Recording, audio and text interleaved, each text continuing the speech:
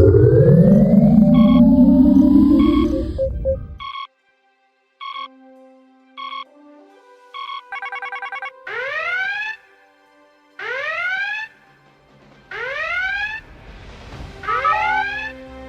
everybody, welcome back to this incredible episode of 10 Forward, the episode summary and recap series brought to you as part of the Clone Star Pod.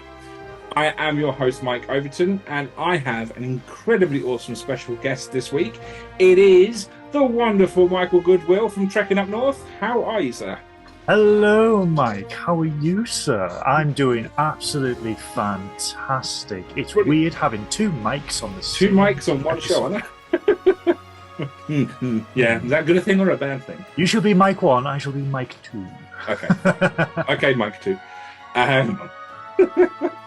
So this episode is going to be a Series 4 Lower Decks recap. And we are just going to natter about the first 10 episodes within this season. Warning, there are spoilers, so if you haven't caught up, please pause this, go and watch at least this week's episode, and then come back to us. Other than that, two Vics. Wow. First of all, what a name for a show. Everyone's PTSD sort of came out thick and fast. I mean, I think someone needs to do a parody called Two Twix. Ooh, I want a Twix. It's just the first time I read it, because it's spelled, isn't it? The two is in the number and then Vic. With a Vix, yeah. I literally first time read it with Twix. Sorry, what? No, oh no, two Vic. Is that the dyslexia coming out and you're just like, what? They're doing an episode about Twix? I want a Twix. Wow, chocolate, no.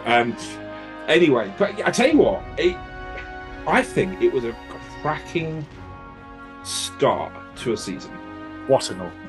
What an absolute opener. To come out and just go, hey, have you missed Voyager? Here it is. And every fan was just like... Yeah, and we were all just we were crying and cheering and everything in between. What a year we have had for all our ships to make an appearance in Star Trek yet again, because we have got, spoiler alert, a rather handsome Galaxy-class ship, rather than Enterprise, the Defiant, and Voyager in the space of 6 months. The gang is all back together. I know. All we need now is Star Trek Legacy or something similar, and then we've really got the ball rolling. Yes, we need Paramount to settle a fair and reasonable deal for the Axis so we can get Star Trek Legacy made. Yes, and Strange New World Season 3, and Lower Deck Season 5, and, continue with Prodigy Season 2. Section 31 movie. Be nice to have the 6th season of Discovery, but we know that's never going to happen. But anyway. Future projects. You never know. 2 captains called Mike. Why not? Mike and Mike. Was that a band? No, that's Mike and Ike, wasn't it? It just reminds me of the Frankie Cop show from Garth. the two renegade landlords. Exactly, you're jumping ahead a bit there. With, I think so. Wow, though. What? Two Vics. It was a great. Funny thing, the annoying thing about it is, it started off with the season to a massive bang, with loads of hype, and I do feel that, other than 1, maybe 2 more episodes, it's the best one of the season. Really? In my opinion. Because, episode 2 was flat out incredible. Yeah. But that's because of Moopsie. I don't know what you mean. I have not waited for Quantum Mechanics, who have announced Moopsie plushies to be made. Yes, they have. How the hell did I miss this? Oh, sorry. Breaking news, guy. Master Replicas, who are currently selling... bought QMX, yep. Have bought QMX and are selling off the Eagle Moss stock. I'm so broke on Starship. They have also announced that they, due to popular demand and fan demand, as basically fans have just went, you will make this. Yeah. They are going to be doing the Moopsie plushies which will sell like the hottest cakes. Yes, the hottest of cakes. Yeah. Because if Lower Decks in the last 4 years has taught us anything, we love weird alien cuddly creatures. We love space slugs. Yep. By the way, the space slug in the opening, I don't know what the name is, the plasma slug. Yep. Did you cry when you saw her hanging off the back of the Enterprise in Strange New Worlds? Because I bawled. I was like, she's alive in the 22nd century. It's so cute. How long do these things live for? No, I know. It was beautiful. So it's like the weird things that Trekkies want. We want Moopsy. Yeah. We want Badgie. Very cool. The plasma slug, and we want Anson Mount's hair. So we have a very... Especially for those who's losing theirs. Especially for those who don't have wonderful thick hair. We have very simple demands, but they need to be met urgently, or else we riot. That's in Star Trek Legacy. But no... Anson Mount's hair just walking across the set. Yes. I can go that, yeah. It could be a tribble, we don't know. But getting back to Tuvix, so the Cerritos is there for a very honourable mission, I would say, to escort Voyager back to Earth and then eventually Starfleet Museum. Yep. Now, I think this is one of my... I sort of agree with you, Mike, that this is one of my favourite episodes of Season 4, where it's nice... And this is what we say all the time on Trekkin Up North. The beauty of Lower Decks is they will put these cameos in of ships and of characters, but not shove them in your face. They will not done say tastefully. Yeah, they are done because all these things exist in the same universe, so you will run into them from time to time. And this is just like, they're escorting Voyager. Yeah, here's Voyager. Nice few beauty shots, and then they just get on with the episode. Destroying the ship with... Assimilated Borg salamanders is another plushie which my co-host wants dearly. Oh, me too. And also I want the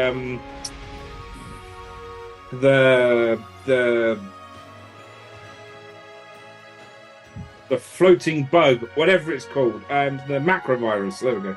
I had to think about it. Oh, really? You want the macrovirus as well? Another macrovirus plushie. Wow. I mean, that was a hell of a callback to Voyager as well. Yeah. And the Neelix cheese. The Neelix... To defeat an enemy using crap cheese. It's a dig at cheese, and it's a dig at Neelix's cooking. And it's just like, oh man, Neelix. I totally forgot about Neelix. A morale officer. The one little takeaway from that, though, is that everyone loves Voyager. Mm-hmm. And obviously Voyager came home, and, everyone reminisced, and all the stories and everything came out, and the takeaway from that is Neelix made cheese. Badly, and it destroyed the ship. I have a bit of a sore spot with the ending of Voyager, because I always wanted to actually see Voyager on Earth, back on Earth. Well, other than flying through the Golden Gate Bridge. Yeah, but that was an alternate timeline. So I would like to actually see them land. And I don't know, I was more interested in... I would have loved to have seen the fallout after returning to Earth. And it was always a source. I mean, we got some exposition in Picard. Yep. From 7 or 9. But I would have liked Kim promoted. He's probably still like a Lieutenant Junior grade now in the 25th century. But he's... Oh, well, he's not. He's actually a captain in Star Trek Online. But that's beta canon. Beta canon, yeah. Well, we still had Ensign.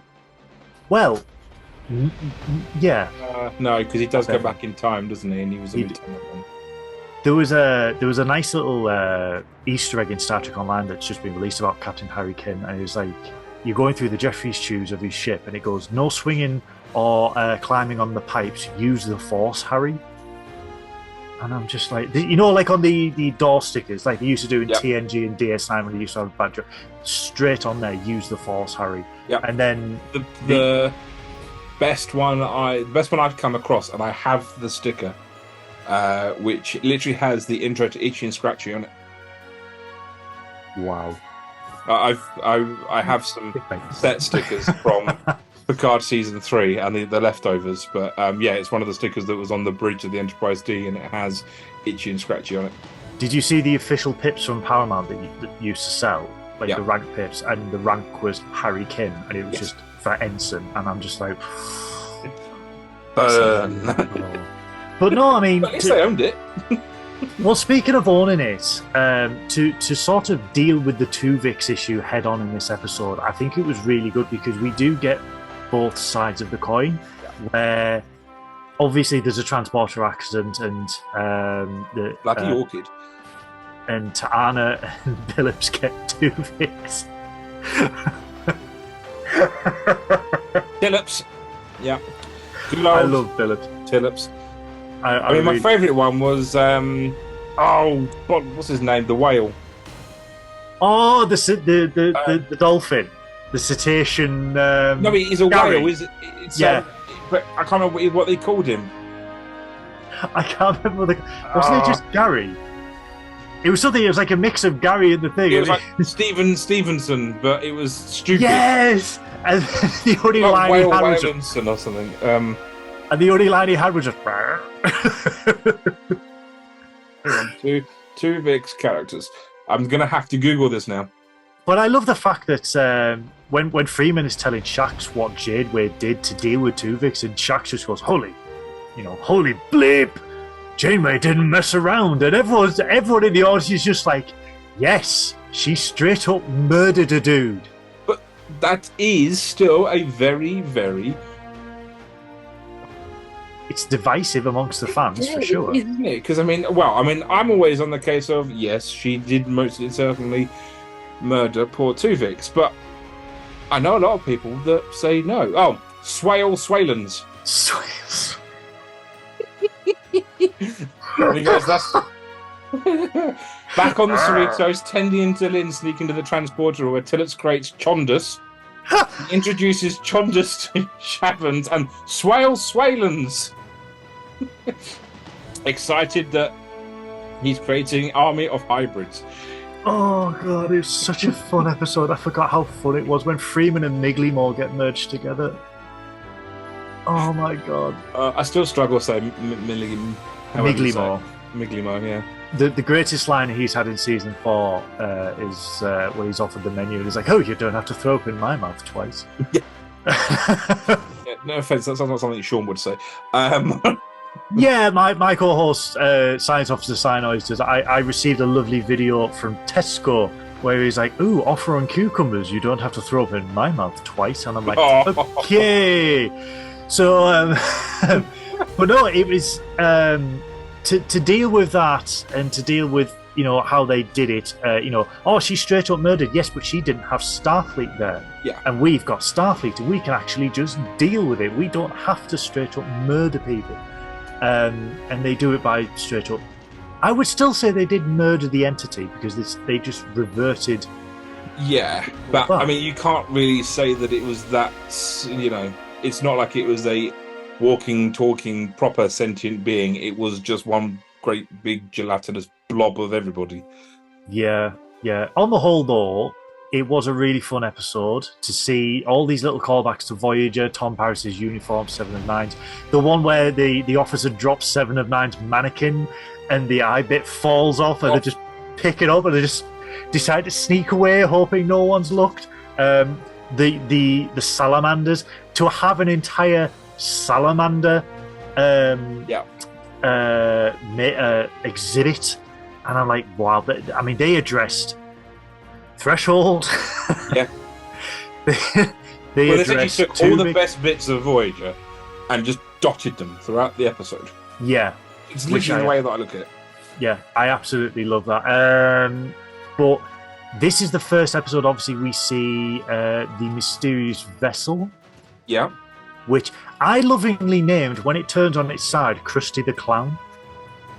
Because it sort of had the little flared bits at the side and a big purple mouth, and I was just like, that's sort of like Krusty the Clown. But it is a shape we have seen before. Is it? Yes. Ooh, do elaborate. Well, it's the same shape as that Terran thingy from TOS, isn't it? Is it the Agonizer? Hang on, I need to find the. I can't remember what it's called. Everyone's going to shoot me now. I'm going to have to have my nerd card back. Agonizer. Yeah, the Agonizer. Yeah, that they put on the shoulder. Same shape as the Agonizer, isn't it? Yeah, never feel bad about not remembering something. As I keep saying to people, there are nearly 900 episodes plus God knows how many movies of Star Trek. You cannot remember every single facet of it. But getting back to the nitty-gritty of Threshold on Neelix's feta cheese, I think, like I said, I would have loved to have seen Voyager land on Earth, and I think this was answering those fans' demand of seeing Voyager on Earth at Starfleet headquarters in San Francisco as a museum exhibit, actually landing there. Obviously, before it went to Earth Prime. Which is where we see it again. Again, I should say. Well, yeah, because obviously it would be here because they would have had to remove the little space dock on Earth's orbit. Oh, that really small thing that easily can be moved. Yeah, that one. At high warp, yes, of course. Yeah. Just imagine 1,000 tugs pulling it at 0.1 of impulse. You get there in about 18 years. Imagine the immense warp bubble that they would have had to have generated. But that is a very valid point. How did they get it to Anthem Prime? Did they disassemble it and rebuild it? Did they drag it? Or did they create a massive warp bubble and warp it there? Because Anthem Prime's not that close. I would say I've got two theories. One. Or did Q just? Oh yeah, it's obviously Q. Yeah. It's always Q. One, it was a fleet of tugs that towed her, emitting a very large warp bubble, or they disassembled section by section. Yeah. And then warped them to Aether Prime. That's what that to me sounds the most logical. It would make sense, considering you've got an entire fleet of evacuation ships that are no longer valid, just sitting at Mars. Yeah, you might as well make sense. Left of Mars, but yeah. It's still on fire, apparently. Who knows? But yeah, it was nice to see a little bit of mystery, and I do have a bit of an issue about this mystery all the way through, but I'll get to it when we get to those episodes. But it was nice to see. Ooh, there's a new evil, there's a new baddie that's going to be underlying all the way through Lower Decks. What is it? Why are they vaporizing Klingon ships? Why are they destroyed? Yeah, I sort of like Bynards. No, I can't. Oh, we'll get to that one. But yeah, overall, I really liked. I thought Tuvix was very funny, very entertaining, loving references to what we love about Voyager and what we didn't like about Voyager. Yeah, because everyone takes a poop on Threshold, and it's like, yeah, but it happened. Yeah, yep. It happened, and it's canon. And again, why didn't they just warp 10 to Earth and then just all get changed back from Salamander's pothole? Exactly. Yes. But anyway, we can go down a whole rabbit hole on that one, but we're not tonight anyway.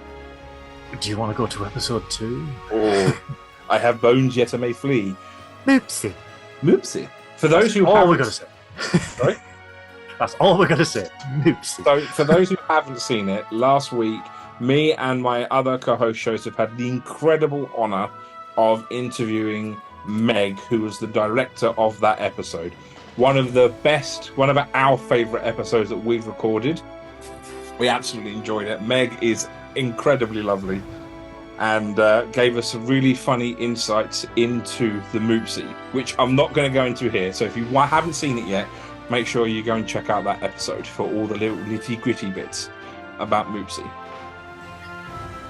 This just be... This is a defining episode of Star Trek where a tiny little thing consumes every little Trekkie in the world, and it's like, this is us now, this is our identity, and it's Moopsie. Yep. For Strange New Worlds, obviously it's Anson Mount's hair when it comes to Strange New Worlds, but it was Ad Astra Per Aspera, it was those old scientists. For this season of Lower Decks, it was the Moopsie. Yep. And wow. I mean, this was a really fun episode, and it was a great insight into how people still think that, you know, it's always Marina's fault. Yep. You know, she has issues, so, oh, well, she's got issues and this has happened, so let's just immediately blame Marina, when she's like, it legitimately was not me. No, it was those bloody humans in captivity. Those human bastards. It was really bad. Yeah, it was... and she did raise some really good points, though, when it came to, like, having a zoo. Yeah. Space. Like, you're trapping these animals for other people's entertainment. How do you not see it's right? And then, you know, the cuddly Moopsie. What I loved is when the curator just flat out crapped himself. Yep. Where he's this nice calm person, and he goes, "Oh, the Moopsie is free!" And she's just like, "Oh no, your most cuddly, cutest animal. This pure little ball of white fluff is free." Yes. And it just legit drinks the bones out of this savage apex predator. And I was swamp gobblers. What's the name? I know, great name. But my favourite part of that episode is, you know, Moopsie goes and eats the swamp gobblers, or, you know, sucks the swamp gobblers, whichever you want to look at it, and then just jumps out and goes, "Moopsie," and then just ploddles along the floor. I love it. It's the little squeaks that it makes as well. So he's like, "Yep." Exactly. Kind of reminds me of like a really mini evil Baymax.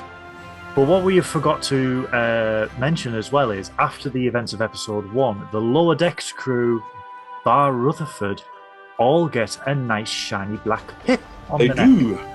They are Lieutenant JGs, or junior grades. About time. About time, yes. And it's nice to see, because it has been, in universe it's 2380 still, but it's been 3 years. Which, by the way, I still love that Mike McCannon is strict to star dates set out in TNG. Yep. And this is what I like saying to the fans, where if they say it's star date you can actually track it to season 1, episode 1, A Counter at Farpoint, The Next Generation, which is brilliant. So you can, Carol Freeman can say it's star date 89 blah blah blah, and you can go, that's 2380, that's 2381. Yep. How do I know? Because of this, because of this. But it's long overdue, and I like the fact that although it's an animated show, unlike most animated shows, there is progression. You know, they are moving forward in their careers. Exactly. Bar Rutherford at this point, and now they are Lieutenant JGs, and they have to wrestle with the fact they are no longer Lower Decks, but they are sort of middle management now. Well, they're now the Lower Decks of the lower middle management of Starfleet. And Boimler makes this rousing speech to say, yes, we are Lieutenant JGs and we have got more responsibility. However, we are the Lower Decks of lieutenants, and, you know, we are still Lower Decks. So they now have to wrestle with the fact that they have got more responsibility, and they won't be seeing each other because they have all left the communal bunk areas of the Cerritos and now have their own quarters. Yes. Well, okay. So at that point, because quarters will obviously come up. Yeah, in exactly. A bit. But that's the nice B plot, though, within the within the Moopsie episode. I have no bones yet. I must no. It's the Moopsie episode. Yes, it's the one with the whales, just substituted with Moopsie. Yes. Which ties into the season 4 poster, which is really nice. Exactly. But great poster.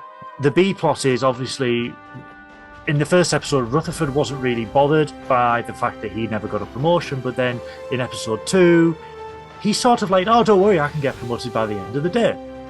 And great, that's absolutely fantastic. But then he's got an arch rival, Epic. And we just see Everyone needs an arch rival. Everyone needs an arch rival. Yeah. I've got one. It's called Mike 1. I've got Mike 1's got a rival. It's called Mike 2. Yeah, exactly. So it's, you know, it's all good. But it's nice to see Rutherford thinking, oh, I can just get promoted, and then realizing it's not as easy as he thought it was, and he just gets more and more annoyed and yet determined to get this Lieutenant JG promotion. Yep. However, though, the one thing I was over the moon about Bar Moopsy, we got the Tucker Tubes. Yes. They have a name! Whatever they do, no one knows. Not even Billups. Well, yeah, exactly. And then you've also got the Billups tubes. Yes, which are just the Tucker Tubes with an extra tube one on top. the top. Yeah. Well, does that make that, though? That's Tucker Tube 1, Tucker Tube 2, and then Billups Tube. Trip's not dead. Anyway. Look, we're not going down that rabbit hole either. There is no rabbit hole. He's working for Section 31. But no, it was, a great A-B plot on this one. I love the fact the B plot is just solved by Tendy going, "Hey, Billups, can you have a promotion?" He just flings the pin, takes it away from Levick, and then just takes... And the thing with that as well is, one thing that I thought was lovely about it was the fact that he could have been promoted 2 or 3 times throughout the first 2-3 seasons, and he chose not to because he didn't want to be the only JG. Yeah, but this is the first instance of the season where we see, does Rutherford have feelings for Tendy, perhaps? Yes. Well, we will definitely go through that when we get to episode 5. Yes, exactly. But this is the first inkling that the viewers will have for exactly. That. But I mean, the main A plot where they are trying to trap the Moopsy, who, is thirsty for your bones, but will jump in the cutest possible way in order to drink them. It's not just that; it jumps and then bumps on the door. Oh, and it makes a squeak. Yeah, it makes a squeak. Right, QMX. If you don't put a squeaker, it has to say Moopsy, and it has to have a squeaking nose. Yeah. It has like how to. Tribbles scream and purr. I have 2 of the damn things down there. And occasionally they just randomly go off, and I'll be on a Zoom call for work or something, and randomly in the background it's got the Tribbles squeaking and vibrating in the corner. Now you see, I'm going to get 2 Moopsies, and I'm going to put one in my car as a deterrent. My car is green, so therefore I had a Kermit the Frog cuddly toy in the back. I'm going to replace it with a Moopsie, and I'm just going to have a little sticker just saying this car is protected by the Moopsie. Well, I have a white car, so perfect. There you I go. might have to get some Moopsie graphics put on the bonnet. Yeah. My car is now called Moopsie the Peugeot. Yep, that's when you unlock the alarm, it just goes Moopsie. Don't tempt me. I'll find a way. Oh, the things we can do with electrics these days. Oh, yeah. But yeah, what did you think of this episode overall? It's my favourite. It's even now, even after seeing the rest of the episodes, it is still my favourite episode, and it's gradually becoming my comfort episode as well. Just want to watch something that's funny and a little bit light-hearted. Moopsie. Every time. Yeah, I think this is probably my second favourite. What's your favourite? My favourite is episode 9. Okay. Good episode. The inner fight, yeah. But yeah, again, did we see the mysterious? Yes, we did at the beginning of the episode, the Romulan vessel. Was this which, by the way, no, this is the Romulan vessel. The Romulan one, yeah.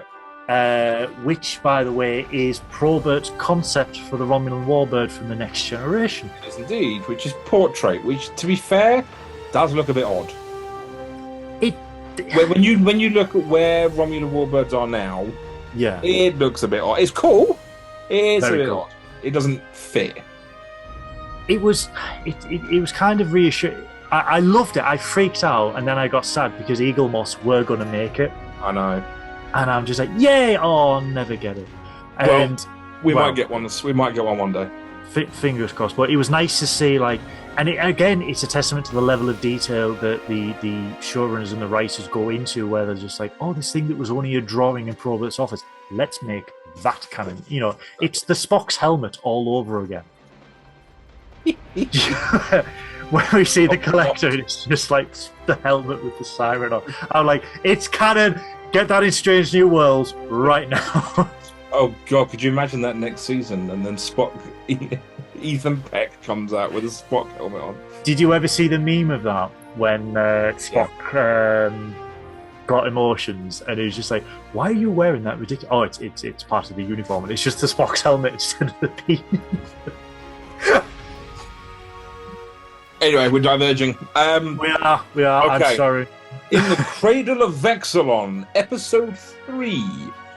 One of the things I really loved in this episode, and I said it in my episode recap, is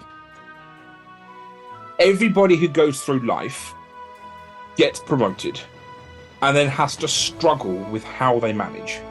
I did it when I went from a sales assistant, worked my way up to a general manager. You know, it's one of those things where you really have to kind of crash course learn how to manage people and delegate. And, you know, it's one of the hardest things as anybody in management is to delegate. And that's one of the things I loved in this episode, is that they took that head on. Yeah, it's a trial by fire for a load of people. I know people who've been promoted to managers and they go, finally a manager, and they're like, I'm not really a people person, I can't manage people, I can't deal with these difficult issues. And it's sort of a sink or swim moment for a lot of people. Obviously, when we see, because Boimler and Mariner, they're in command division, that's why they're red, so obviously they have to learn how to command teams, command ensigns, and this is a quite literal trial by fire for Boimler. Literally, where he's surrounded by a load of NX war cores, because apparently they're just power relays now in the 24th century. It's a good use of old technology. Yeah, especially for an old computer. Yeah. So it's a literal trial by fire, but it's nice that what I love about Lower Decks is it's funny and then it does take on serious subjects. And again, this is a serious subject. It's like, how do you know, how can I send people to their deaths? And it goes back to the TNG episode where Deanna Troi is doing the command training program. Yep. And she keeps failing and she doesn't know why she's failing. And then she realizes to pass, she has to send someone to their death because it's the needs of the many outweigh the needs of the few of the one. And like Riker says, part of being in command, you have to send people to die. You have to make that sacrifice. You have to save the lives of everyone. Someone has to die. And Boimler is very paranoid, and he's doing everything all by himself. And I've certainly done that. So have I. And I think any person who's new to management does. Yeah. Because you always will do. The first time you become any kind of management, it's always going, I'll have to do it because no one else can do it, and I'll have to. And you just end up doing everything. I've done it recently as last month, where you sit there and you go, you know, oh, well, I could train you to do this, but it's quicker if I do it. So it does. Yeah, and I will just do it. And then it gets to a point and they go, so have they been trained to do this? No. They've watched, and it's like, watching is not doing. And this is very much, you know, Boimler shows them, but he's like, oh, well, you have to do this, but you're not doing it right. I will do it right, and then I will take over. And it was a great parallel to real world for a lot of people, I get, especially myself, where it's just like, yeah, I've definitely been there. But it's also, again, we do have another megalomaniacal computer. Yep, but in a good way. In a very good way. I mean, it's not.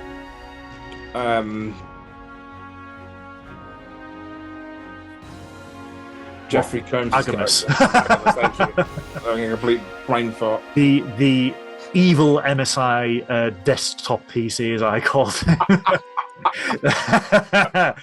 Yeah, okay. Which was strange because I saw that episode and went into Curry's the next day, and I'm just like, there's a lot of Agamuses around here, and they're all red. Why? Yeah, but that's a very gamer thing, though, isn't it? Red. Yeah. But it's also is this the one where they do the suspected hazing as well? Yes. Yes, it is. Yes. Yes, this is where they have to go through the epoxy isolinear chips. And they have to scan each and every one of them. And again, I think this is an episode to go to work as like, hey, we hear you. You have been hazed and you've had to take responsibility. Yep. You know what it's like. And like, I was hazed in some jobs where it's like, oh, you have to do this. Oh, you've done it. Yes, but you forgot about these things that we never told you about. And don't forget to go and buy the polka dot paint as well. Yeah. Yeah, check the blinker fluid in your indicator. Yep. What? Oh, yeah, blinker fluid. Oh, you are taking the PI mess. But yeah, and I love the fact that Tendy's like the hazing, and then it turns out, they weren't actually hazing. And when they set the trap for, I forget the name of the lieutenant. The lieutenant we've never seen before, yeah. Yeah. And then they realise, he's actually not doing that, and he's actually terrified of ferrets. And then we get through the entire episode to find out, wait, no, they are hazing. Yeah. Did they really believe that? Yeah, they did. Clink. And I'm just like, you saucy people. Yeah, it's a good episode. I mean, the problem is that I think, to be fair, up until episode 5, the first 2 episodes were so strong that although these were, I think, if episodes 1 and 2 hadn't been so strong, episodes 3 and 4 would be contenders to be, some of the best episodes in the season.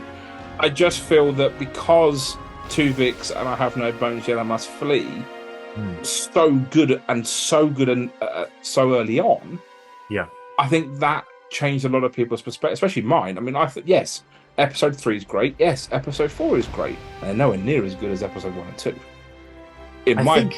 Because the first 2 episodes are so strong.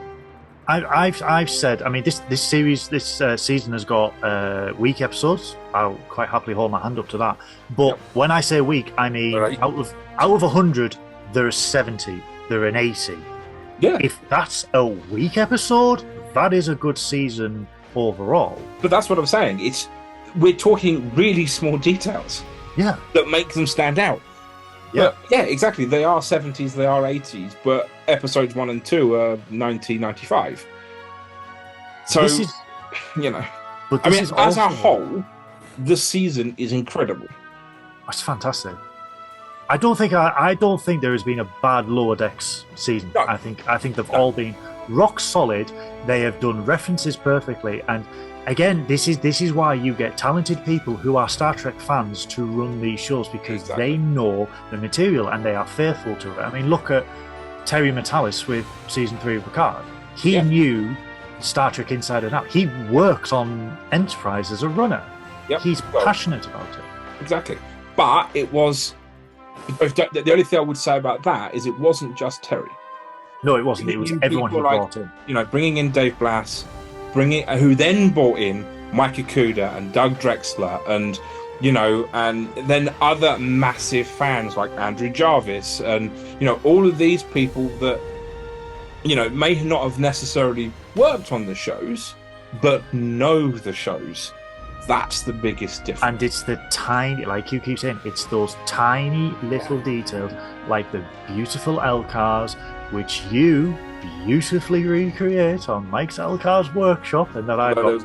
There isn't one this week because I've been on holiday. But anyway, that's fine. But they are plastered all over my machinery, and everyone comments on me like, "Ooh, look at that!" And I'm like, "Aha, yes, it's this one." Plug. But yeah, this is the first episode as well out of the season where we don't see anything about the mysterious ship. Exactly. Yeah, which is a good thing, because I think if it was at the beginning of every single episode, it would get predictable very quick. Yeah. Which will then lead us on to Something Borrowed, Something Green. First ever visit to the planet Orion. Which thank you, Lower Decks. It's not the last visit to the planet of Orion. And there will be more in season 5 as well, which is fantastic. Exactly. This is what Sonoy's, my co-host, always says with Lower Decks. You don't have to boldly go when you've got so many races and planets already existing that you can go, let's go visit them, let's go visit them, let's explore them. And you're like, I mean, yes. To be fair, Lower Decks has done that twice this season. Yes. Which we'll get onto in a bit further on. But it was, again, another really strong episode. But... The standout for me, though, in this episode, Mark Twain. Yeah. Solving your differences with the Twin Twains. Which, again, isn't the last time we see the Twains. I love that. We'll get to that. I absolutely... I love that so much. The one part of this episode that had me in hysterics was when, I can't remember the name of that alien captain, came aboard They tried doing the Twin Twains. It failed miserably. They show him a bonsai, their pet bonsai tree, and then he eats the damn thing. I'm trying to look for the name now. It's no. There's no name for the captain, but he is a Shalnoth. Shalnoth, there we go. Yeah, Shalnoth, the Shalnoth captain, who comes aboard the Cerritos, and there is this wonderful bonsai tree that Rutherford and Boimler have been graciously taking care of, and he comes in and eats the damn thing.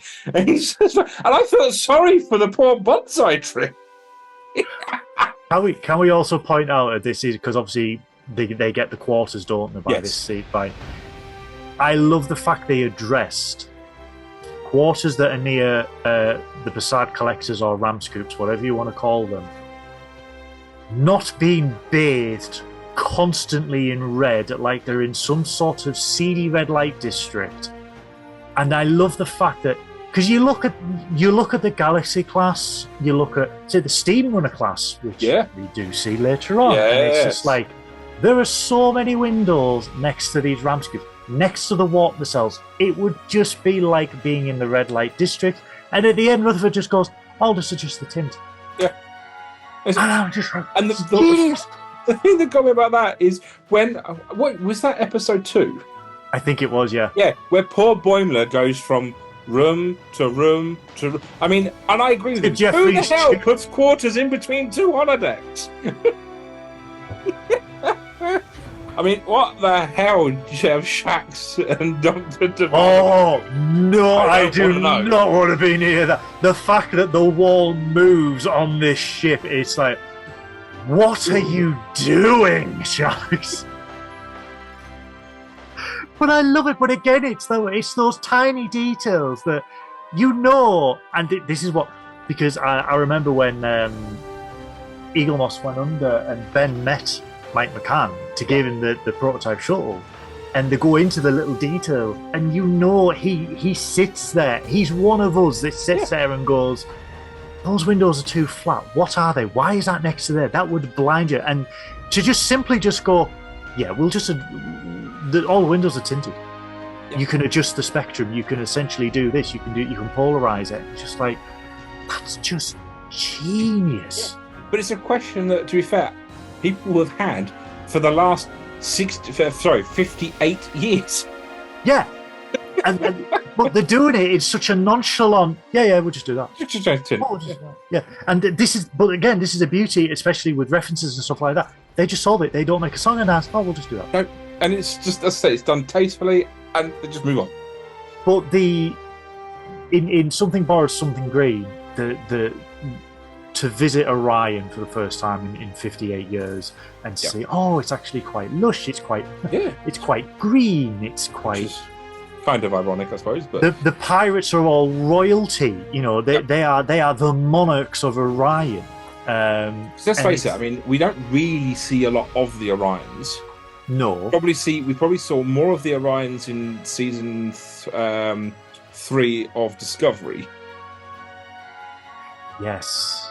Than you do probably combined with TOS, TNG, Voyager, and DS9, because you don't really see them.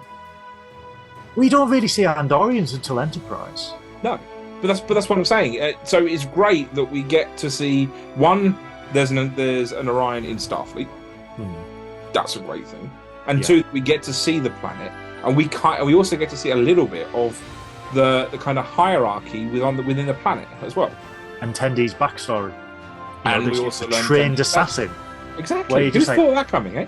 Like, holy hell! Like, you can legit kill a man from 5 miles away, and it's just like this. All we know is this bubbly scientist that gets excited over Tetrion radiation or moss, who can literally take your head off by blinking. Yeah, it's brilliant. Mistress of the Winter Constellation, and it's brilliant. I did like the nightclub scene though, where poor Mariner gets stabbed on varying occasions. She gets stabbed a lot this season. She does. And they have a jar, because this happens so often. They just have a jar full of coagulated bloody knives, and you're just like, what? But it's the fact she gets stabbed again. In the same spot. In the same place, guys. Like, what are the odds? So either Orion's are really terrible at throwing knives, or they and by complete and utter accident, it happened to be they were aiming for her head, and they just so happened to all hit the same place. Or they're really good, and to save having another injury, they decided to just reopen the old one. But again, this is the return of the mysterious ship, which does destroy a Orion vessel at the beginning. But no, I mean, again, not one of my favourites, but a solid, rock solid episode. But it's a good backstory.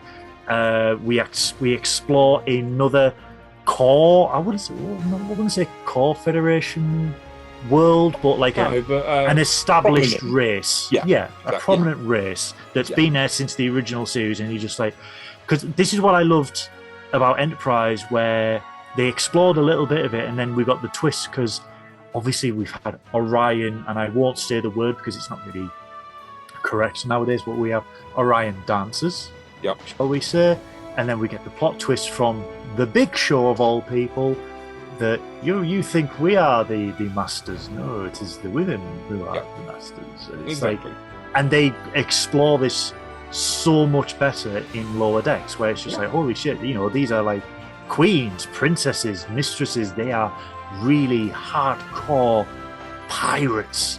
And I love it. And this is what Star Trek's all about. And yes, you've got Strange New Worlds exploring unknown civilizations, but again, DS9 did it. Established races where you deep dive into it. Exactly. That's what I love the most about it. I think if I was in Starfleet, I'd be a xeno-archaeologist, I think. Yeah. I would totally do a Picard, Indiana Jones of the stars. Can we move on to Pathological? Probably my least favourite episode of the season, to be honest with you. Wow, really? No, second to least favourite. My least favourite, which is a shame, because the director again is lovely as hell, but my least favourite episode is episode 8.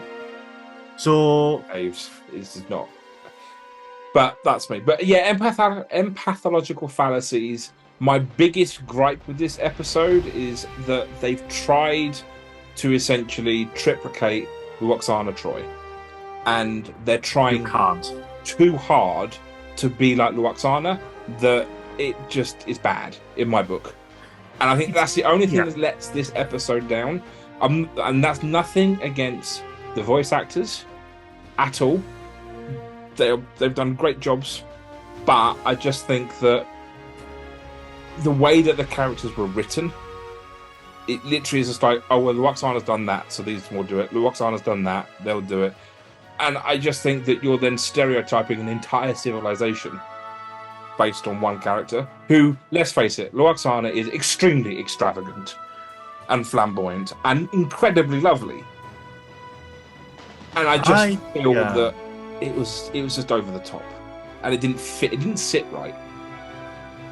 For me, it's not my least favourite episode, but it is and I hate saying this because I do love Lower Decks, it is a forgettable episode, and I would call it a filler. Yes, 100%. To get from... It's a bottle episode. It is a bottle episode. Speaking of bottles, nice to see the Las Vegas glasses are still around in the 24th century. Yep. However, much like a Moopsie plushie, it's Romulan ale o'clock somewhere caps. Yes. Paramount, you are dropping the ball severely when it comes to merchandise this year, because you have had hit after hit. Anyway, so empathological fallacies. It's a good bottle episode. But it is just a bottle episode. It moves us on in the story slightly. Exactly. Which then takes us on to Path Ferengi's Heart Place. Love the reference. So do I. Very niche reference, and I don't think a lot of people were going to get that. And I'm like, this again, Titmouse. They know their audience, I think. I've loved them since the Venture Brothers.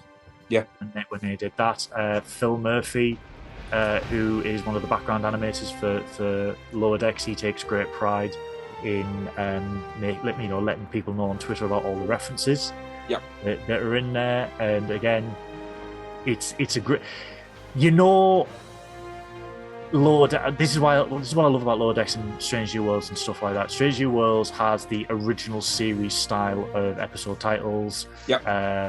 Strange New Worlds has TNG style, but also TNG pun styles. And you're just like, oh, it's so good. I mean, look at the ones later on with episode 9. I mean, what a name. Exactly. What a name. This episode, I love this. We get to go back to Ferenginar. One of my favourites. We've seen it twice, I want to say, in Deep Space. 2 or 3 times. I would say about 3 times in Deep Space Nine. I think it's 3 times, isn't it? But we only see Quark's house and the pissing rain. Some would say it's almost a take on the UK. Do you know what? I've never thought of that the UK could be Ferenginar. Well, I'm looking out my window right now, and there is a rather large storm.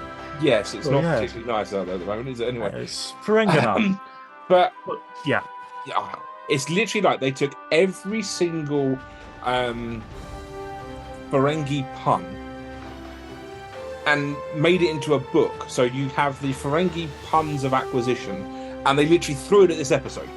Every single pun they could find that would stick to a wall was in this episode, and I loved it. You know, you had that memorial for lost prophet. Sod the fact that people died, they lost the prophet, people.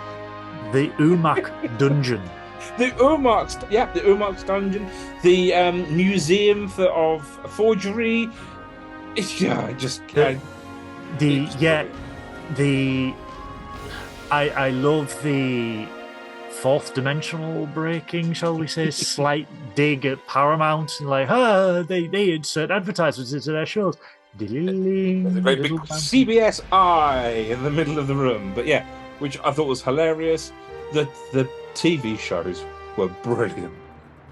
You see, this is what I like, because Ferenginar, obviously at this point they have been influenced heavily by Federation and, more importantly, human idiosyncrasies and human history, where they're just like,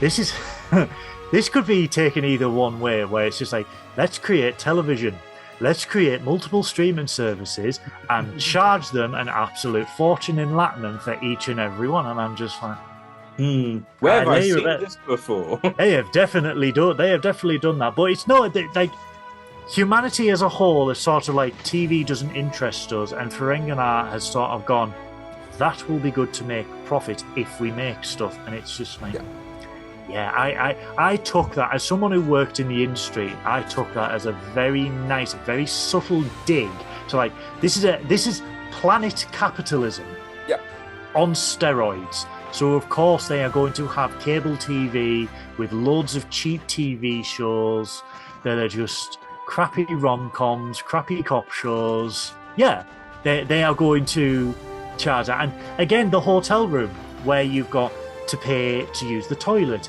the pay to use the toilet. It's brilliant. The TV show, and the fact that Brad Boimler is so naive that he's obviously never seen TV, and then he just gets dragged into 8 hours solid of Ferengi television. However, though, what I really appreciated with this is we get the first Ferengi homosexual kiss. Yep. And I love that. I absolutely love that, because was it the landlord? It wasn't the landlord. No, it was the office rom-com. It's the office one, yeah. What did they call the office rom-com? I'm going to have to find the name now. It's called... because they do it in a way where it's just like, and now for Office Romance, the show where everyone is in love with everyone else. And I'm just like, it's sort of 1950s TV. I love it. Yeah. Sluggo Cola makes a return as well. Yep, everyone loves a Sluggo Cola. Slimiest cola in the galaxy. Exactly. And then, obviously, we then kind of get this bit more of a deep dive into Tendi and Rutherford's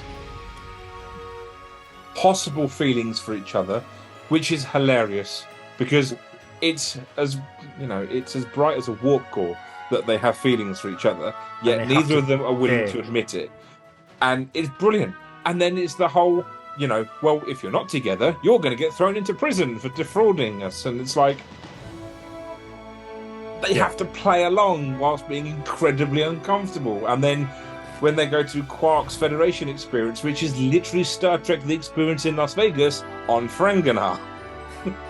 It really is, because for those that haven't seen it, where it's just the Federation essentially has a tourist board that visits these planets, and they go, here's the good stuff, here's the bad stuff, this is what you should do, museums, and Mariner just goes, oh, it's just a great excuse to go to a load of hotel rooms, gamble, and go to bars. And Ransom's just like, well, it's actually to do this, but yes, it's mostly bars. Yeah, bar. But I also love the fact where it's like, statistically the Cerritos is the most horniest ship in the fleet and the least committed.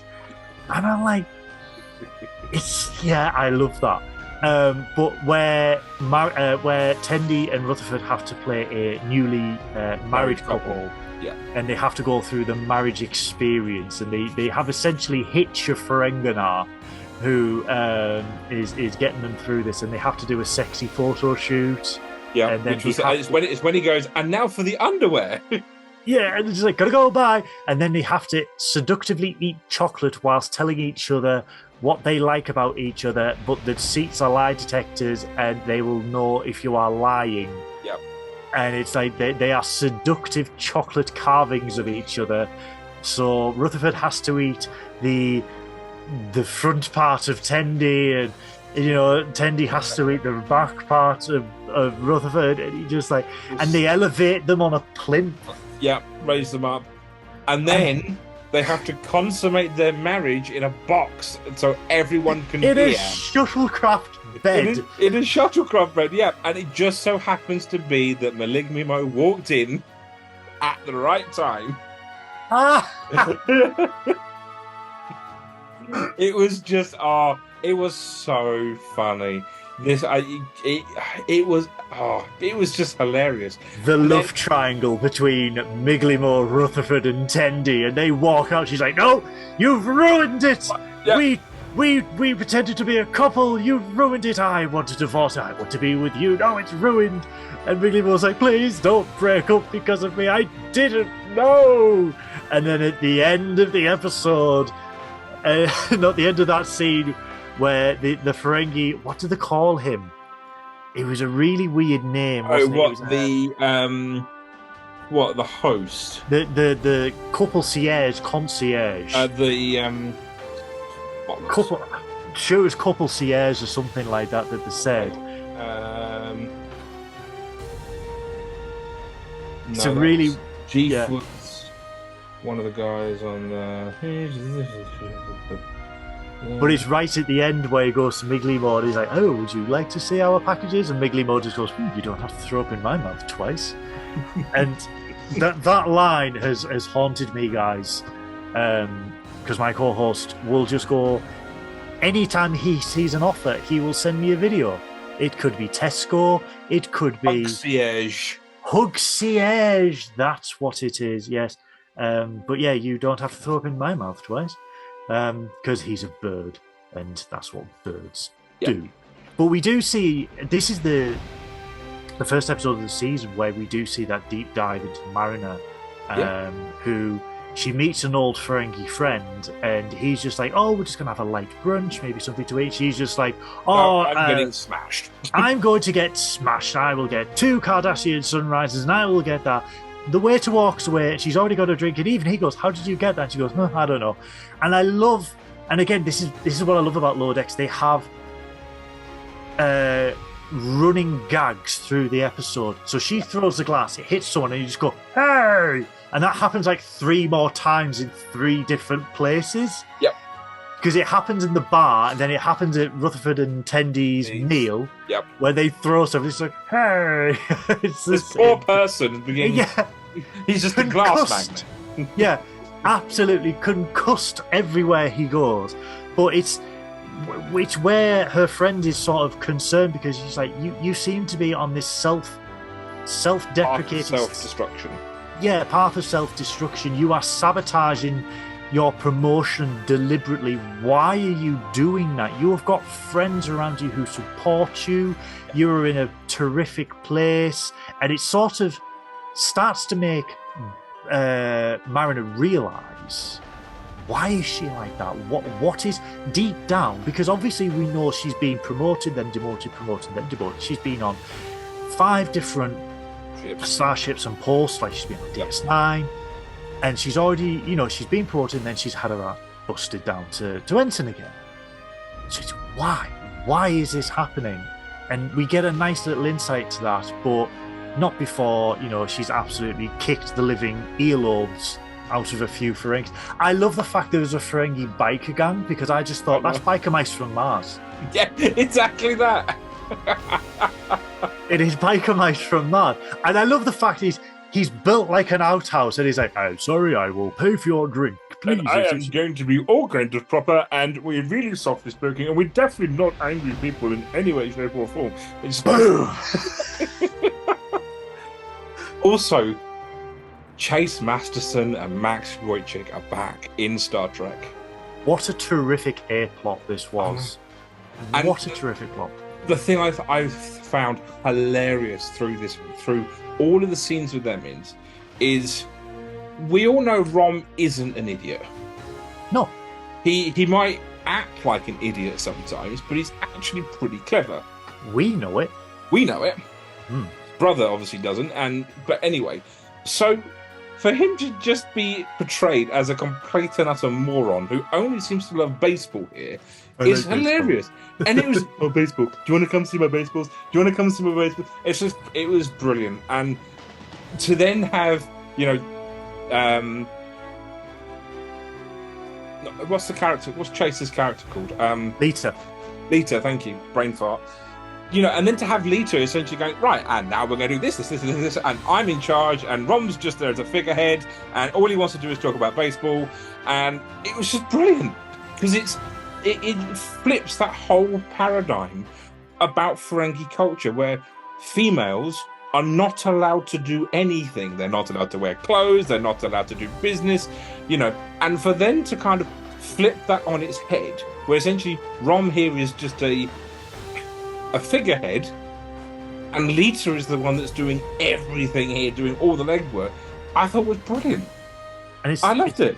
It's the first instance, probably this season, where we see the mighty Starfleet is not as clever as they think they are, and they immediately get drawn into a ruse. And again, an admiral who should know better should have done his research on Rom. Or to Ferengi as a whole, to be fair. It's almost like he's never dealt with them before and just agrees to everything. It's insane, isn't it? Like, again, it's another admiral. Freeman was there. Yeah, never get promoted to an admiral because you just turn out to be an absolute moron, it seems. But it's the fact he's like, oh, we'll just let him look at some numbers and stuff like that. Oh, yes, we can do that. And then he immediately sting them like, right, Article 2, subsection 4, we're having a look at this number and then we're going to do this. And he's just like, yeah. And the admiral's just like, yes, whatever. We just want the Ferengi as part of the Federation. Just, you can have whatever you want. And then for Freeman to then turn and say, but there's a signing bonus of 2 billion bars of gold-pressed latinum. And it's just like, that is the ace up the stick. It was just so well done. To out Ferengi the Ferengi. Where Free was like, there is a 2 million bar gold press platinum signing bonus if you sign up a planet. And Rom's is like, do you know how many planets we're in debt to? Yeah. She's like, and they just sign away. Rule of acquisition number 289, which, by the way,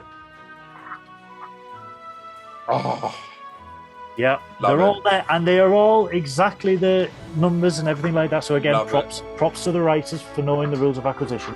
Where she goes, you are forgetting rule of acquisition number 289. Always read the small print. And then the real of the small print is like, we have to sign up Kronos to the Federation. And it's just like, everything's null and void. And we finally get revealed that, like, yes, we don't want to sign any deal with a bunch of rubes. And it's just like, yeah, they got outplayed. Yeah. So they sign it. And it's like, it's great.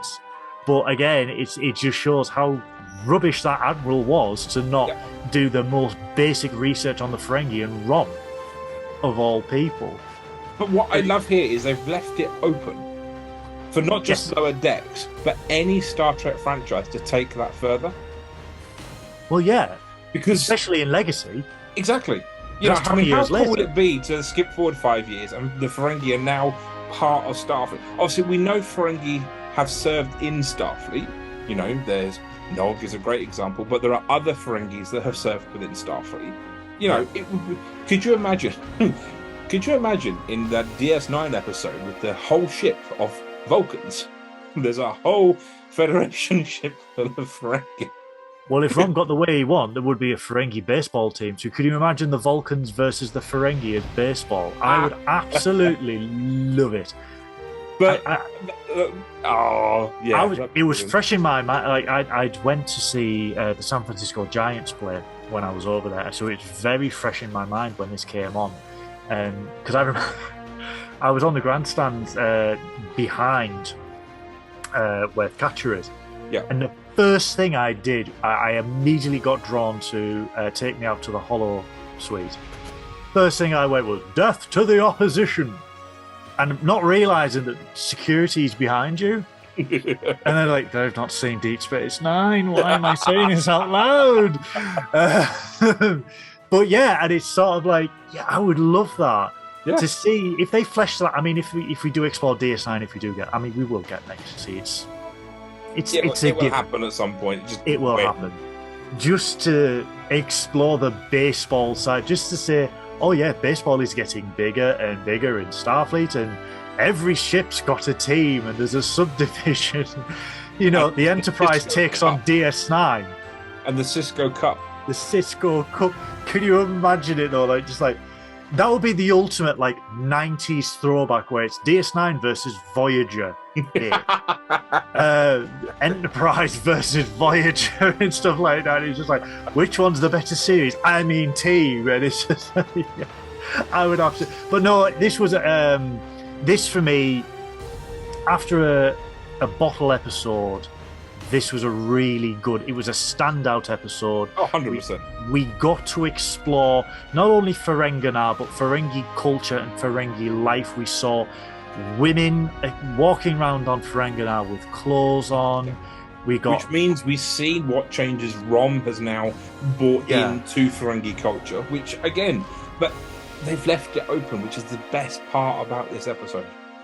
And the memorial to lost prophets. That had me. So much lost money. Not the fact that people died, no. The fact that money got lost, that's the more important thing. It's on brand. That's what I love. That's what I said. They took every kind of Ferengi trope and threw it at the wall. I loved it. Now, a few badgies more. My least favourite episode. Really? Oh, it's my second favourite episode of the season. I love Badgie. This could have been good if we had Badgie as an A plot and something else as a B plot. What we got was two homicidal AIs in the same episode, and I think none of them got the chance to fully flesh themselves out. No, to be fair, every time I rethink about this episode, I completely forget about Poxy motherfucking Peanut Hamper. I hate that character. Please don't. And the Agamus plot. I forget about it because the only bit I ever remember from this episode are the three badgies, or Badgie, Goodgie, and Logically. And that's the only bits of the episode that I kind of would, always kind of go back to. I completely forget about the subplot. Little do these guys realise, everyone, that if we just had a Jeffrey Combs-centric episode of Star Trek where it was everyone, where it was just Wayon, Shran, Agamus, Brunt, we would all be very happy. Oh yeah, very, very happy. It frustrated me because Badgie is obviously a legendary character. Yep. Very iconic to Lower Decks. Agamus is Jeffrey Combs. Who doesn't love Jeffrey Combs in any way, shape, or form? Peanut Hamper couldn't give a flying about. Really, just no, never again. Please, just take her away. I wanted to explore Badgie more with his evolution in this episode. What we got was maybe 15 minutes of that, and then 12-15 minutes of Agamus and Peanut Hamper. My standout for this episode, though, was Tendi being over the moon over Sam. Because that just made me love her so much more, where she's been kidnapped by an evil AI, she's handcuffed, and she's just like, sandcastle. And I love that. And it's that tiny bit of joy. Even in the most dire situation, she finds joy in the little things, and that's why I love Tendi so much. But very weak episode. We do see Badgie after he's wrestled with Logiki and Guji. And Guji. And the thing is, I mean, look, we all know Badgie's a dick. Yeah. And I think it's great that they've kind of evolved him to a point where he can have bugger off. Yeah. Because I think the problem with the character is the way that he was is that no matter where you put him in an episode, you always know something's going to go tits up. Yeah. There's always going to be because he's a homicidal maniac at the end of the day. So for him to now bugger off, I think it's great. And to now have Guji, who we see also throughout the rest of the season. Yes, we do.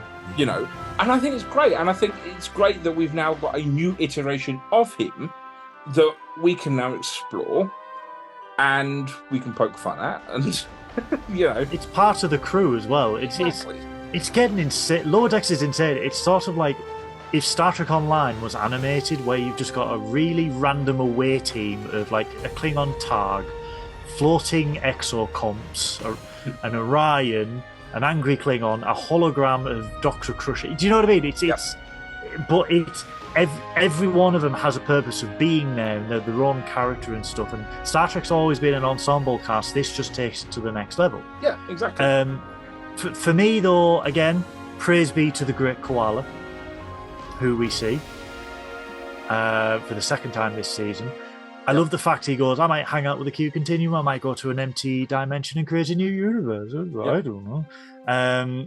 But I love the fact that Agamus is able to conquer a planet within an hour. Yep. And I love the fact that Tendi and Boimler are so completely not bothered by it, where they're like, oh yes, you conquered a planet, the Federation could definitely not reverse this in an afternoon. Good for you, Yeah, wow, okay. But they've done it in a way where the entire planet has gone, they've got flags, they've got a throne, they've got subjects, and I'm just like, in an hour. Yep. And I don't know who this race is, but like, dudes, get a backbone. Do you know what I mean? But what I love is that he's this evil AI megalomaniac genius, but the one struggle that he has is turning the LED from red to blue. Yep. He's an MSI desktop. That's all I'm going to say. That's all I'm going to say. And what's weird about it, I'm on an MSI computer, and the worst thing about it is the blue LED. It is so dark, but the red LED is so prominent, and you just like, I got it's just an MSI. But I like the fact that they sort of resolved Peanut Hamper in a way as well. I think they've taken the feedback from the fans where they're just like, really don't like her. No, to me, the thing that annoys me about it is the fact it's just this weird floating, it's just this weird exocomp that somehow manages to speak, and it's just, and to be fair, she's a bitch. Straight up with the harsh words, but yes, you go back earlier. I can't remember what it was in last season, wasn't it, when she first appeared? And where she crash lands. And you can help the ship. Nah, thanks. I'm just going to teleport out of it. Oh, fine. Ever since then, anyway. But California Karen. That's what I used to nickname her. Where it's just like, I can't do this. This is boring me. Okay, bye. Exactly. That bye. But yeah, I like the fact they're sort of like, okay, she's with a family now. They are buffering Windows on a random outpost in a random system. That's the last we hope to hear from Peanut Hamper. Ever again. So fantastic on that one. So, my least favourite episode of the season. Wow, another differing opinion from Mike 1 and 2. Caves. They tricked me with this. It has really good bits. Yes. There are really, really good bits. I love the fact they poke holes that it's a cave. You know, everyone hates cave missions, which I thought was great. You know, it was the flashback scenes. My favorite flashback scene was Tendy's. That was so going back to the very beginning. I really did. It was great to see, and I'm really struggling for the aliens' names. I can't remember what they're called from the animated series. The Vendorians. Thank you, the Vendorians. Brain fart. It was great to see the Vendorians, and also the fact that they've kind of had a little bit of a makeover. Yes. But in a good way. They haven't ruined it or anything like that. It was great to see them. I just thought it was a slow episode. For me, it dragged a bit. It was meh with lots of good bits. And that's my only gripe with it. And I think it was the slowest episode of the season. This, in my opinion. After a few badges more, seeing this, and we said this on our show, where it was 2 episodes, but not bad. 70 to 80. Correct. Out of 100. Yeah, as I said, it's not a bad episode. I didn't like it. And it's my least favourite episode of the season, for sure, followed very closely by episode 5, and Pathological Fallacies. Yeah. But the thing is that it was a great prelude and a great gap filler to what would become an incredible season finale. And it's almost like that they had the rest of the season planned out and there was a gap. And they needed a bottle episode, and the best bottle episodes, as we know, are cave episodes, which is why I think it was in there. I just felt like it was almost like a little bit of an afterthought because it didn't really have anything else to do with the rest of the season. All of these episodes throughout the season have all carefully kind of intertwined themselves together a little bit. Not necessarily through this overarching plot of this mysterious ship, but the fact that they've all been, exploring their promotions all the way through, different elements of it, like from, they get promoted, in the next episode they're trying to find their quarters. So there's really subtle nods to this promotion and the fact that how they're going to work as a group of friends and that all throughout the episode. And then we have this one which is like, you're in a cave with 3 flashbacks, with one flashback that's relevant to a point to the rest of the season. So if this was... For me, going back to TV and film, if this was a live action episode, this would be the episode where the budget was sacrificed the most because, A, we took a percentage of this episode's budget on episode 1 and episode 10. Correct. So this one is the bottle, it's going to be a flashback. They did trick us because as soon as they were in a cave and as soon as they started going on about it, I was like, it's going to be a flashback episode. It's going to be a flashback. We're going to see season 1, season 2, season 3, blah, blah, blah. They did curve it to say it's a flashback to stuff you have not seen. Correct, yeah. But it's also poking fun at Star Trek, where it's just like, 1/5 of our episodes are always in caves, taking the mick out Planet Hell at Paramount lot. Where, and as I said in my episode, that the stage that they used was the stage that they used to use for town scenes with cars. Yes. And the nickname is because when they were filming a Marlon Brando film, a load of people got sick and they didn't know why. And it was only till they realised we're in a closed stage with running V8 engines, everyone was getting carbon monoxide poisoning. Yep. That was then used for Planet Hell from TNG onwards. Yep. So it had a pit. It's famously where season 1, I'm forgetting the name, where Tasha died. Yes. The tar pit, basically, where Riker was lowered in and he was like, dude, this effing sucked doing this. But it's that pit where they can create a cave. And they poke fun of that, where they're just like, oh, all caves look the same. Oh, well, 1/5 of our missions are all caves. And it's like, yes, because every Star Trek from the original series has had cave episodes. TNG onwards was more prominent with it because they had the studio and they were like, we're going to use it, we're going to redress it. Exactly. So, but it's a nice flashback and it's a nice dig to say, we all get trapped in caves. a lot more than people really think. And it's like, oh, well, do you remember a couple of weeks ago when I was pregnant with Tatana's baby? And everyone's like, but we get this. They're all Lieutenant JGs. They're all working independently. They don't get to work with each other. There is that friction because they're like, oh, well, I forgot to tell you this because I've been so busy. And again, going back to when they were on Vexillion, in the Cradle of Vexillion, where they're like, it's, dealing with managing people, dealing with sacrifice, dealing with tasks and everything like that, being hazed. Again, this is the social side of getting promoted where you don't see the friends you used to see at work a lot that you used to. If anyone works in a big office, you get teams. Those teams get a shakeabout because people move teams to keep people on the toes. To shake it up a bit. You get used to a team, they move you. When you get promoted or stuff, you don't see those team members anymore because you're working on another floor, on another project or something like that. This is another angle where they are all great friends, but they don't see each other as much, and they don't get to go every day, well, I did this, I did that, I did that.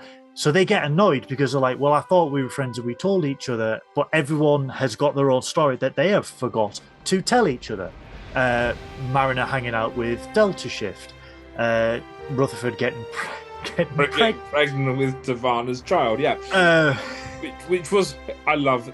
But as I said, there were really good bits to the episode, like that flashback. That flashback was brilliant. I loved it. I mean, actually, to be fair, I loved all the flashbacks. To be honest with you, they're all funny in their own way. Rutherford's flashback was definitely by far the best one. Yeah. But Boimler's flashback was great. Mariner's flashback, yes, it was good, but it was a bit... The leg. Can't with the leg. The noises. How much celery did the Foley artist go through to simulate that scene? Yeah, there was a lot. That must have been an amazing salad afterwards because it was just literally that all. And I was like, oh, please stop. But I get what you mean where only one of them was relevant. Yeah. And it's like, yeah, but this was the bottle. If 100%. If the pathological fallacies was considered a bottle, this was the proper narrowest bottleneck. This was Shuttlepod 1, but without the amazing building of friendship and bonding between two people, because obviously that was a season 1 episode. Yeah. But this was another example of you are being promoted. These are the difficulties people have when they are promoted. They lose touch with people. Yeah. But we do get it reconciled at the end, and then we see the Vendorians finally relieved. Again, this was another trap. Exactly. This was another morality test, as they are so fond of doing. Everyone loves a morality test. But this leads... And that, as I said, that for me is probably one of the weakest episodes of the season, but because it's the prelude to what comes next. My favourite episode of the season. Which is the inner fight. What a name. I know. First and foremost, right, you've got a TNG reference, and you've got the perfect reference for Mariner. Mariner, yeah, 100%. But I do have issues with this episode. Ooh, what are those? But. Ooh, tease. Only because at the time we didn't have this week's episode. Yes. Now, this week's episode clears up some of the annoyances that I had from last week's episode. Mike Buchanan did say this was technically a 2-parter. I know he did. I know. But yeah, I think they should have streamed them together. I agree. Yeah, definitely. And I think that would have made it a lot better. But my initial gripe was that we go pretty much through the entire episode. We fight, so we'll start at the beginning. We go to this alien land, alien planet, where there are, what are they called? What are those creatures called? The lizards. Apparently these, I mean, these incredibly dangerous lizards who have super poisonous skin that would vaporize you if it gets they have a neurotoxin on their skin, and they have corrosive acid as blood. And if they touch you, your eyes pop out. And like Boimler and Mariner quite say, there is a entire galaxy full of weird creatures you could study. Why dedicate? You came here, why? But it's straight away. It's with Mariner because they fixed the perimeter shield. Yeah. Not well, I may add, because no one sealed the circuit wires. They bite through, so the perimeter shields breach, and what I loved was the scientist where he's like, I love these creatures, and they breach it, and he's just like, I hate these things. Yeah, I love the TOS spacesuits are now like anti-venom suits as well. But it's the fact that Mariner goes all gung ho and sacrifices herself, draws all these lizards out, saves, restores the perimeter shield. Comes back and goes, oh, do we have any like baking soda or whatever she says? And then there's just one there that just goes for the dude's head. What got me about this is how nonchalant Boimler was, where he's just like, I've got it. The dude's eyes are popping out, and he's just like, yeah, I've got it. Yeah, but for Freeman to go, why is my daughter trying to kill herself? I tend to stay away from that on YouTube. I say unalive. Oh, okay. Or alivened, because when we do a live stream, YouTube. Why is she trying to decease herself? Yes, YouTube is always watching, guys. Watching, judging, waiting. And if you say the S word or K word in terms of that, I don't like it. So I say unalive or alivened, as we like to say. Fine. So deceasing themselves. Deceased. Oh, I like that one. Deceasing. Freeman is like, why is my daughter trying to decease herself? And everyone's like, we know. So you've noticed that too, huh? Yeah. Oh, we just thought it was her character, that she's just some stranger that likes to try and kill herself on many occasions a week. But I love the fact they go, well, how about therapy with Miglimo? And they'll just say, well, that's going to have to wait because we found the intel. Starfleet's got some intel in regards to the ship stealing, and I sort of freaked out a little bit when I saw all the names. Yep. So the names were Thomas Riker, Nick Lucano, or as I called him, Meccano. Nick Meccano. Do you know what? I was on the just a quick side note, right? I was recording my my episode for last week, and I ended up. It's an outtake, and I literally went, and then Nicholas Meccano, and I literally went Meccano. I was like, whatever. I had to cut it out of the episode because it's like. So there's a little segment where you can see I'm still kind of giggling afterwards while I'm trying to re-record it because I just called him Nicholas Meccano. Yes, he transforms himself into a helicopter, then into a car. Only the British people will understand. For those who don't know, Meccano is a building set, not like Lego. It's metal with screws and nuts and bolts, and you can make helicopters. I remember having it as a kid. It's like metal connects. But with nuts and bolts. That could slice you in half if you weren't careful. We were hard back in the 80s. Yeah, I mean, I had one with a helicopter with blades that span, and you could put your finger in it. Bloody hurt. They gave you an engine for wheels, and you're like, this is for 7-year-olds. Oh, brilliant. We get Beverly Crusher, Thomas Riker, Nick Lucano, and 7 of 9. Yep. And I saw the names, and what I loved about this was, obviously, this is 2381 at this stage. And it's like, this ship is now targeting ex-Starfleet. So you go, right. So, again, you've acknowledged that Beverly Crusher is no longer Starfleet. But we know where she is. Yeah. Well, Starfleet doesn't. Well, yeah, but they do. Really, they do. But what I'm saying, we know where all these characters are with the exception of one. Thomas Riker. We know Thomas Riker was in the Cardassian prison. Yeah, we know where he is. He's in a Cardassian prison. See, I thought. We don't know we don't know what's going on with Nick Lucano. The last time we saw Lucano, I freaked out when I saw that. That's it. You're out of Starfleet. Thanks very much. Goodbye. See you later. And that was it. And then that's the last we see of Lucano. Well, we think, because as much as Boimler says, he's like, we're going to meet Beverly Crusher. And it's just like, no, the Vancouver's dealing with it. Yeah. We are going for Nick Meccano. And it's sort of like, oh, you want to meet the big name? No, here's the subplot from season 5 of TNG. And they bring him up, and I first thing I saw, and I was like, that's Bob McNeil. Yep. They're going to tackle the Bob McNeil Paris Lacano conundrum.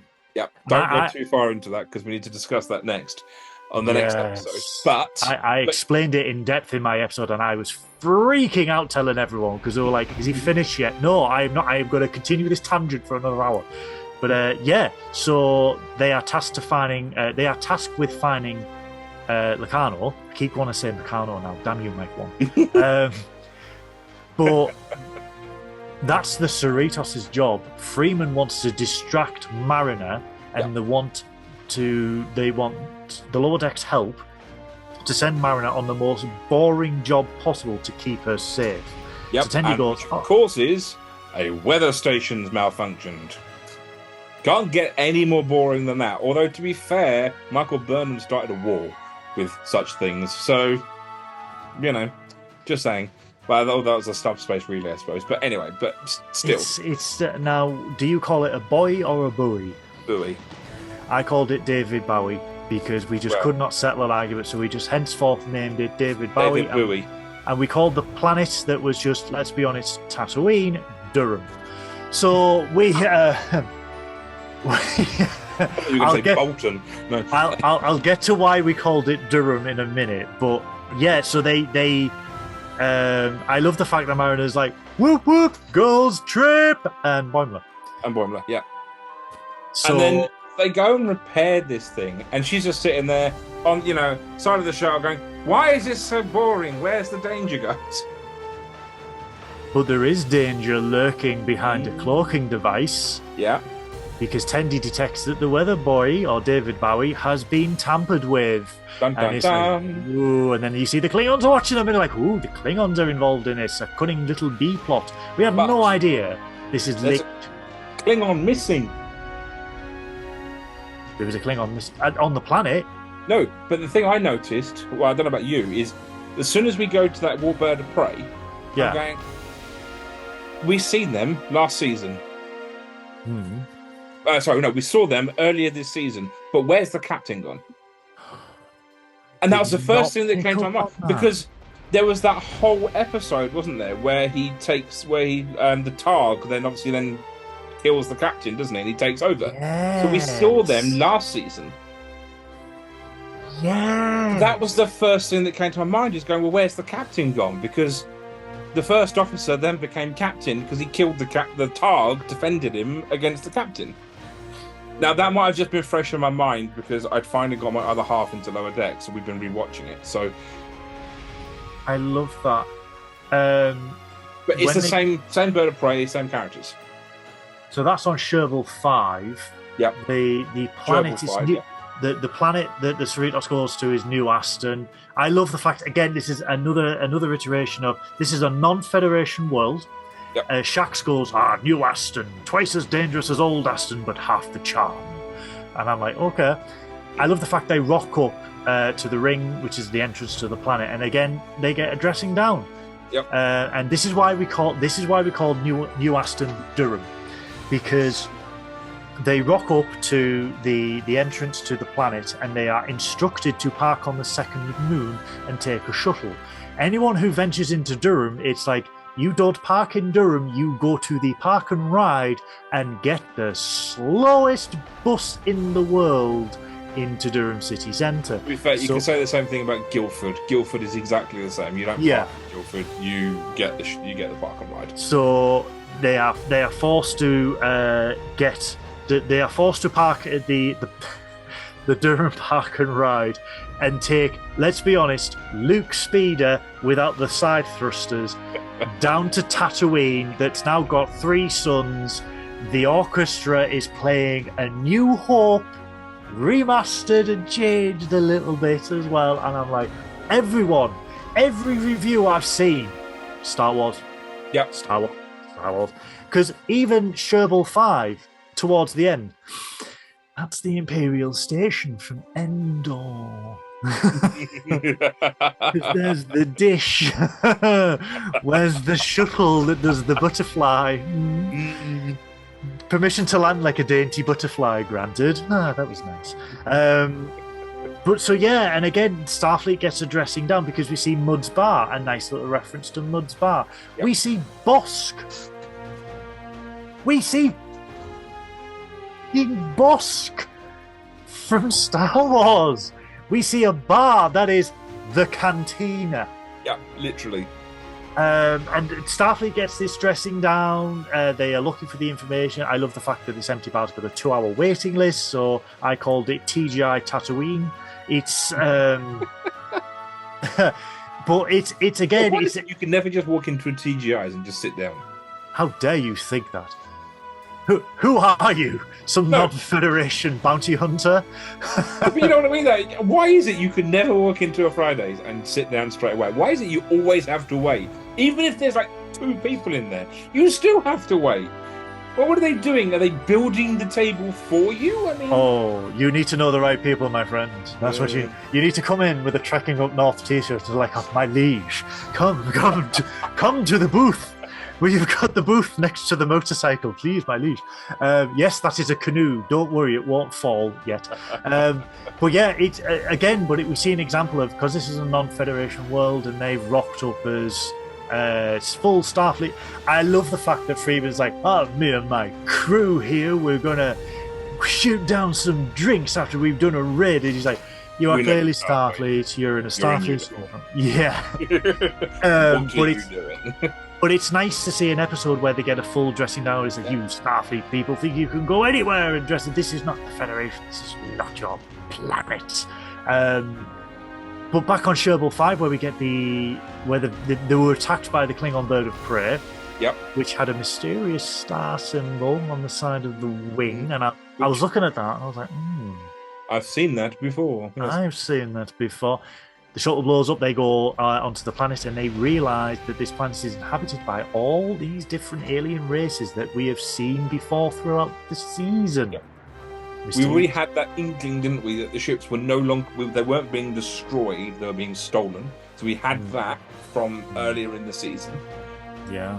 But yeah, no, and yeah, they land on this planet, and there are all of these, there are all of these alien species that are now fighting against each other for resources.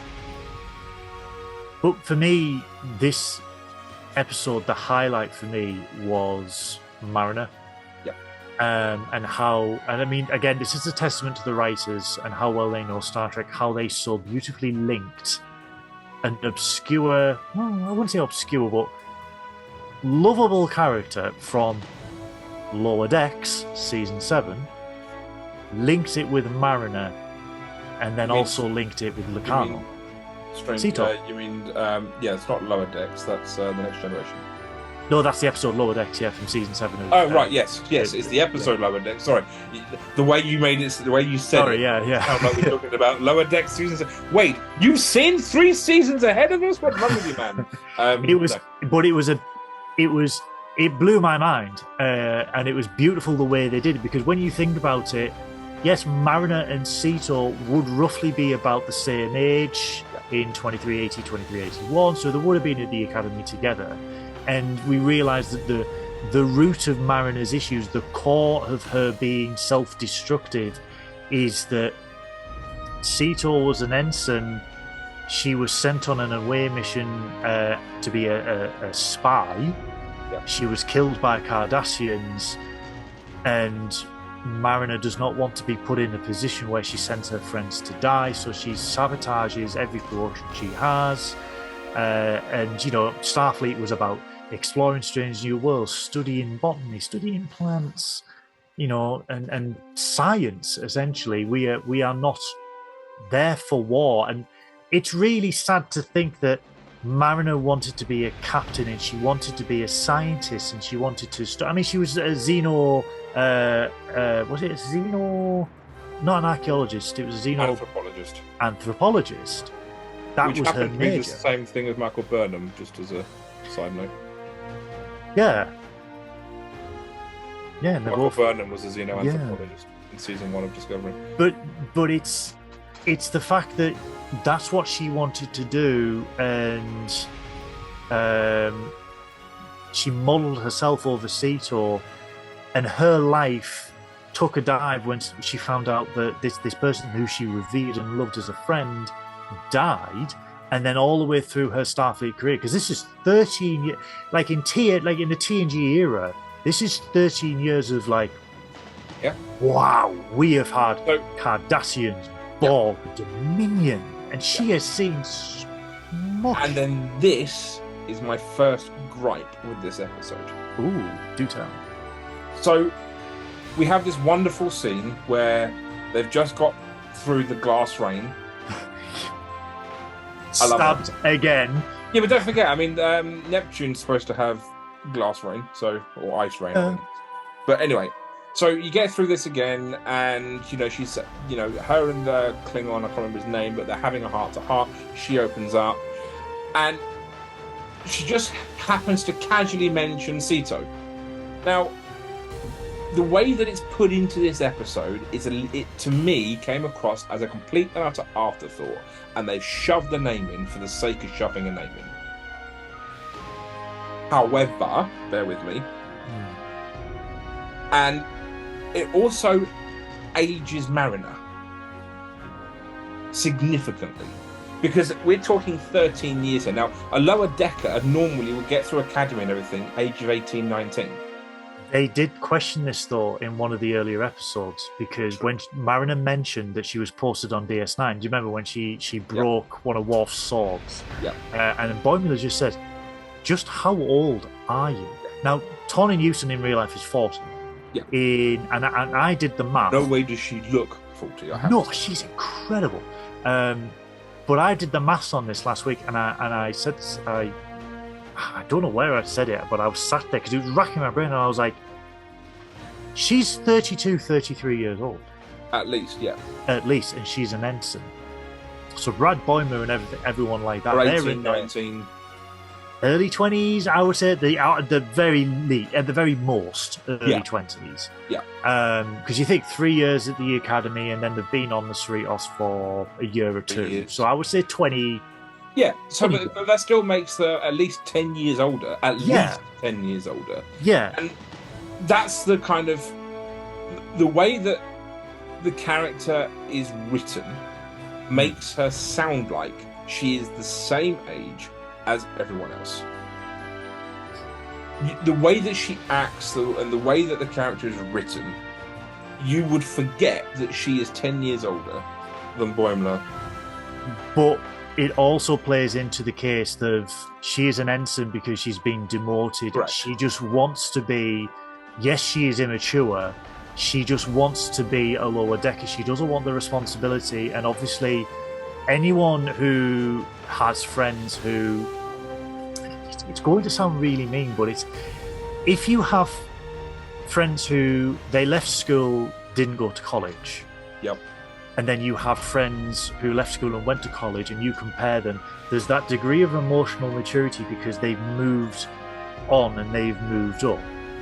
You then have those high school friends who never really matured past a certain point. I'm not being nasty or anything. It's like you see that maturity level. Yeah. With Mariner, she is actively chose to stay there and chose to be immature, but there is gleamings throughout the whole run of Lower Decks where she can be mature, but she fights it. She fights it deep down. She is, I would say, I'm 35, so in this she's a couple of years younger than me, and I will be like, she is immature for her age, but she's deliberately being immature, and she's fighting the need to be mature, and it does come through. But for me, the mention of Sito, it was seamless. And as we find out throughout the episode, it ties in to it does, and that's Locarno.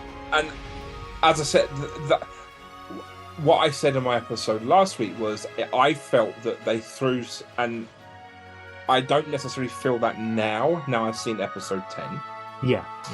But at the time, it almost felt like, well, because Locarno is in this episode, they've just thrown Sito in for good measure. It's almost like they needed a name, and Sito just so happens to be, one of the, the only other person that was in and around Locarno that died. Yeah. And that's how it came across. Yeah. It just felt like they just shoehorned the name in for the sake of it. The Yeah. rest of the episode, and that's the only gripe. That's the only bad thing I can say about this episode, was the fact that that's how it came across. I think it could have been written in slightly better. Yeah.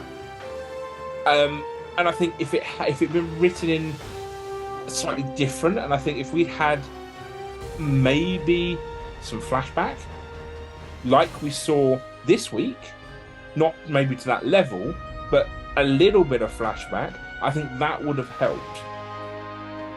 I think they kept Locarno a mystery too long. Yes, I think Locarno should have come in. Yeah, even just 3 or 4 minutes earlier would have made a big difference. Yeah, but props on them for having Robert Duncan McNeil back. Oh yeah, for Nick Locarno. Yep. Props on them for his symbol being the Corvault Starburst. Yep. Which I thought was brilliant. Yep. I love the fact that Mariner, when she's beamed on board the ship, she's like, holy minimalist hell. Yep. I love the fact that, again, no offense, if I was to have a starship, that's how it would look. I love the fact that the Cerritos B plot is just literally a New Hope, and we go to the Rebel base. Yep. And we see, we get the reveal that it is Nick Locarno who's doing this. But also, the thing I loved about it is the whole thing about Freeman and that being on the planet in full Starfleet uniform was on purpose, because Billups was in and he was that mercenary, which I just love. He was the Mandalorian. That was the mercenary. Oh, Billups, come on. He was the Mandalorian of Star Trek. Exactly. That's what he was. Yeah. It was a nice little plot twist. Yeah. Also, props to Balok's puppet. Yep. From the Corbinite maneuver, and realizing that Ruth was just like, Captain, that's a real person. Shaking this thing. Yeah. Starfleet, you could think you could shake anyone who you want about, but I'm not going to sell this information to you. But going into Old Friends, New Planets this week. Great. See, it was also longer as well. It was bang on 30. It was 30 minutes, which I loved. Yeah. It was a cracking end. I tell you, it was a really good end to what has been an incredible season. It was. I had looked forward to this a lot, and I was first. I mean, obviously, Robert Duncan McNeil was in it. Yep. I was excited. Also, just on that one, let's just quickly cover guest stars on this episode. Oh my God. 3 guests. So there were some great guest stars. You got Robbie Duncan McNeil. Will Wheaton was in this episode. Will Wheaton? With his cool whip. No, that's how I want to say it every time I say Wheaton. So, Sito. And Sito was in this episode. I can't remember the actress's name. I can't remember. She did get a special guest mention. She did. So you've got essentially the whole Starboard Colburst crew were back in this episode with an incredible flashback. And as I said, I think if some of that flashback had just been in last week's episode, I think it would have swayed things. But it was a great flashback. And what I loved here is we've got so used to seeing Mariner being this boisterous, want to kill herself person, to then see her as a really young, immature kid and go, oh, I'm going to do this, it's going to be incredible. It's just like... It was wonderful. It was brilliant.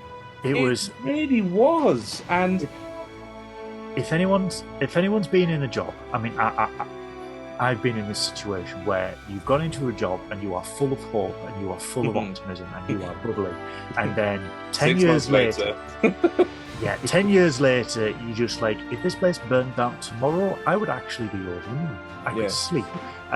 So to see a bubbly and optimistic Mariner, as she was as a cadet, it made me relate to her more. Yep, definitely. But it was a beautiful flashback. It set it up. It was like 13 years ago. This is season 5 of TNG. They are planning the Cobalt Starburst. We actually see an alive Josh. Yep. Josh. Will Wheaton. Josh Albert. Yeah, Will Wheaton. Shut up, Will. But it's sort of it's nice, and then we get back to Locarno's ship, where really it's nice for Mariner to go, I didn't even know you at Starfleet Academy. I barely knew you. And then he's going, but you were practically an honorary member of Nova Squad. It's like, what are you on about, man? Yeah, and I love the fact that, because obviously he's got Nova Fleet, what I really liked, because ever since Voyager started, because everyone knows why Tom Paris exists. Yep. We know why he exists. But the theories have always been there, and it's plagued ever since Voyager started, the Locarno-Paris conspiracy theory. You know, is it Locarno with a changed name? Well, why did his father change his name? Blah, blah, blah, blah. I love the fact that Lower Decks doesn't mince words, just has Rutherford and Boiler Rutherford just going, it looks like Tom Paris. No, I don't see it. But it looks like it's his face. No, I don't really see it. But he's got the voice of Tom Paris. But he literally looks like Tom Paris. I don't see it. No. And that's it. Yeah. It's brilliant. They just move on. Yeah. And it's like, do you know? That's a theme. That is a strong theme throughout this entire show. Yeah. It really is. But it's also stick around. They just do it, they do it well and move on, and they don't drag it on like other shows do. But it's also a thing for real life, because you do get doppelgangers in real life. You do get people who look the same. And it's just that 30-year-old, nearly 30-year-old theory where it's like, well, now they've got to say that it's a transporter accident. It's like, no, they just look similar. Okay, moving on. And they just carry on with it. And I think that's wonderful. That they've not taken anything away from Tom Paris, and they've not taken anything away from Nick Locarno. And it's like, Locarno is pissed. He's got a fleet, United Lower Deckers. He's got all these ships, the Romulan Warbird, vertical Warbird. And he's got this impenetrable shield around the star system.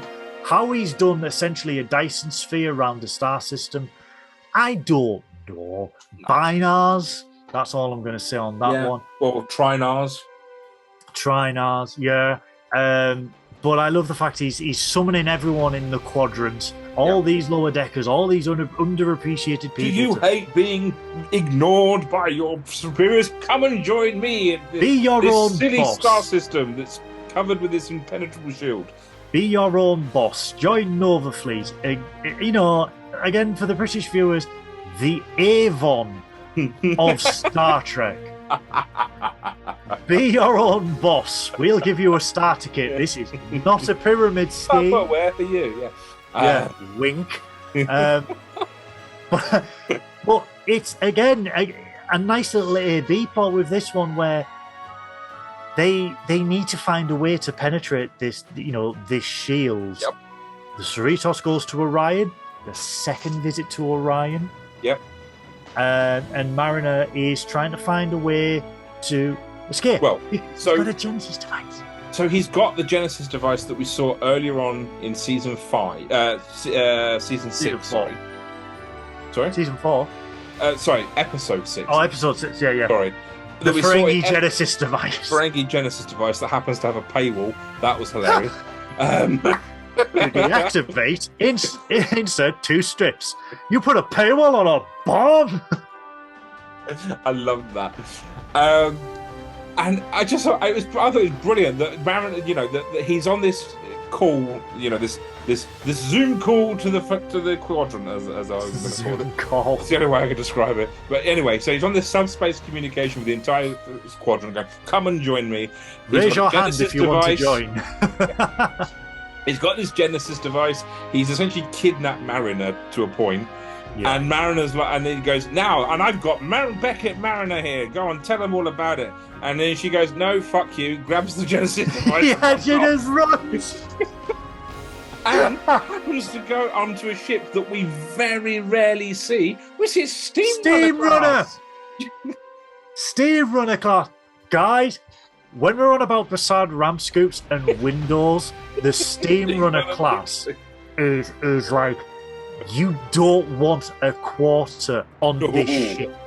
You don't. Because, I mean, I love the fact, I mean, this is what I like, and this is all props to Ben Robinson from Eagle Moss, formerly Eagle Moss, where the files, because the Steam Runner was part of the First Contact Fleet.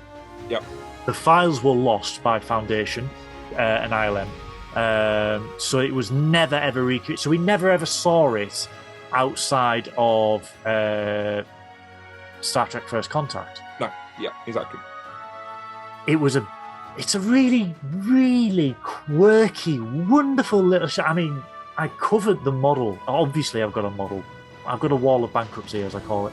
But it's nice that, because it was recreated for season 2 of Picard. Yep. So Eagle Moss recreated it for the magazine and the model. They donated those files to CBS Paramount, who they got found. I don't think it is. Is it Foundation Imaging that they use still? Recreated that, and then obviously Lower Decks have gone, we're going to use it, and we just get this beautiful, like half painted red. Is that the whole story? Because the Steam Runner was in Star Trek Legacies video game from 2006. Yeah, but for live action, the details, because it was supposed to be background in First Contact, so it wasn't very detailed. Right. So what they did was, when Eagle Moss were making the First Contact fleet, so the Steam Runner, the USS Budapest, which is the Norway class, they didn't have any renders. So to get around that, they actually rendered and built a detailed model of the ship. Yeah. Then sent them to be made as models. And then when Dave Glass came on for season 2 of Picard, he was like, I need a lot of... Because season 1 was the Control C and V fleet. Now, command copy, command paste, yeah. But I mean, that was done within a week. You know, they were against the wall on that. It was the dawn of the pandemic and everything was going on. They could have gone back and redone it, but it was already cut print, whatever. So Dave Glass was like, I need a load of ships. They went to Eagle Moss and Star Trek Online. Yeah. So that's why a load of Star Trek Online ships are in Picard and the Royal Canon. Yeah. Brilliant for me, because I knew that. I didn't know the story about the Steam Runner. So so they went to Eagle Moss, who had all these high res renders, fully rendered in 3D of these ships, and they were like, you can have them. So they used them in Star Trek Picard. Gotcha. So it was that's why you see the Nova class and the Steam Runner class. Yeah. And then obviously you see more greater detail in other fleets. But to see this in Lower Decks, my heart just filled, because it's like, literally what I loved about it was we just see this strange silhouette. We don't really know what it is, and then all of a sudden, Mariner's beamed on board, starts it up, and we get blue LCARs, like Enterprise E blue LCARs, which I loved. So there's like that. So we've got all of this. So so we instantly know that this is an older ship. Yep. Or a older style of ship. And then all of a sudden, First Contact bridge colour scheme as well. Yeah, it's all that deep maroon and that. And then all of a sudden it pans out and she flies out and it's a Steam Runner. And I literally went, it's a Steam Runner. Yeah. I was like, oh, it's a Steam Runner club. But before we get to that, I love the fact that Little Cannon says, "Oh, I've done away with all the the Starfleet carpeting and the padded walls," and I'm like, "You bastard! Yeah, you bastard!" He's just like, "Bring back the carpets." We love the carpet. I love the carpet, but it was a Steam Runner class, and she's running away with a Genesis device, and this is where strapped in on a seatbelt in the first chair. And if last week was A New Hope, this week was The Wrath of Khan. Yeah. And it was The Wrath. The music in this was mwah. Yep. Absolutely. Music was brilliant. Because Tendi has to do nominates for a bargaining by combat because they need help from the Orions. They need a battleship from the Orions because Starfleet doesn't want anything to do with it because there's a load of alien races involved and they're just like, we don't want to cause an interstellar conflict. So they do a bargain by combat where they just use Migliamo because... I tell you what, that little snippet, you got this super butch, massive Orion, almost like Wonder Woman-sized person, and then they go, yes, and I'm having Malignimo, and I'm going, what? But it was so clever because she's got an allergy to down, and he's just like, puff yourself up, but it's embarrassing. Puff yourself up. Take this, you brute. Take this, and she passes out on him, meaning that she's pinned him and he's lost.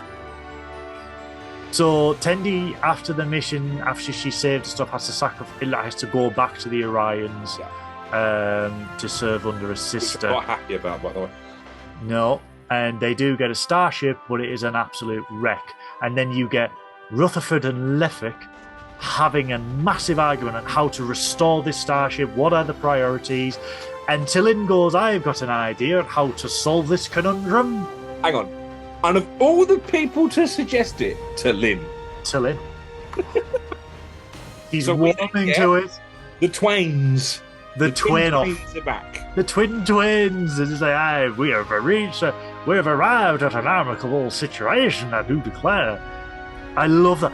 If I don't see at STLV two twins having an argument, that has to be a cosplay for next year. Are we dressing up as twins? Shall we have a twain off? We have a twain off. Shall we, in Las Vegas in 45-degree heat, wear 18th, 19th century twins?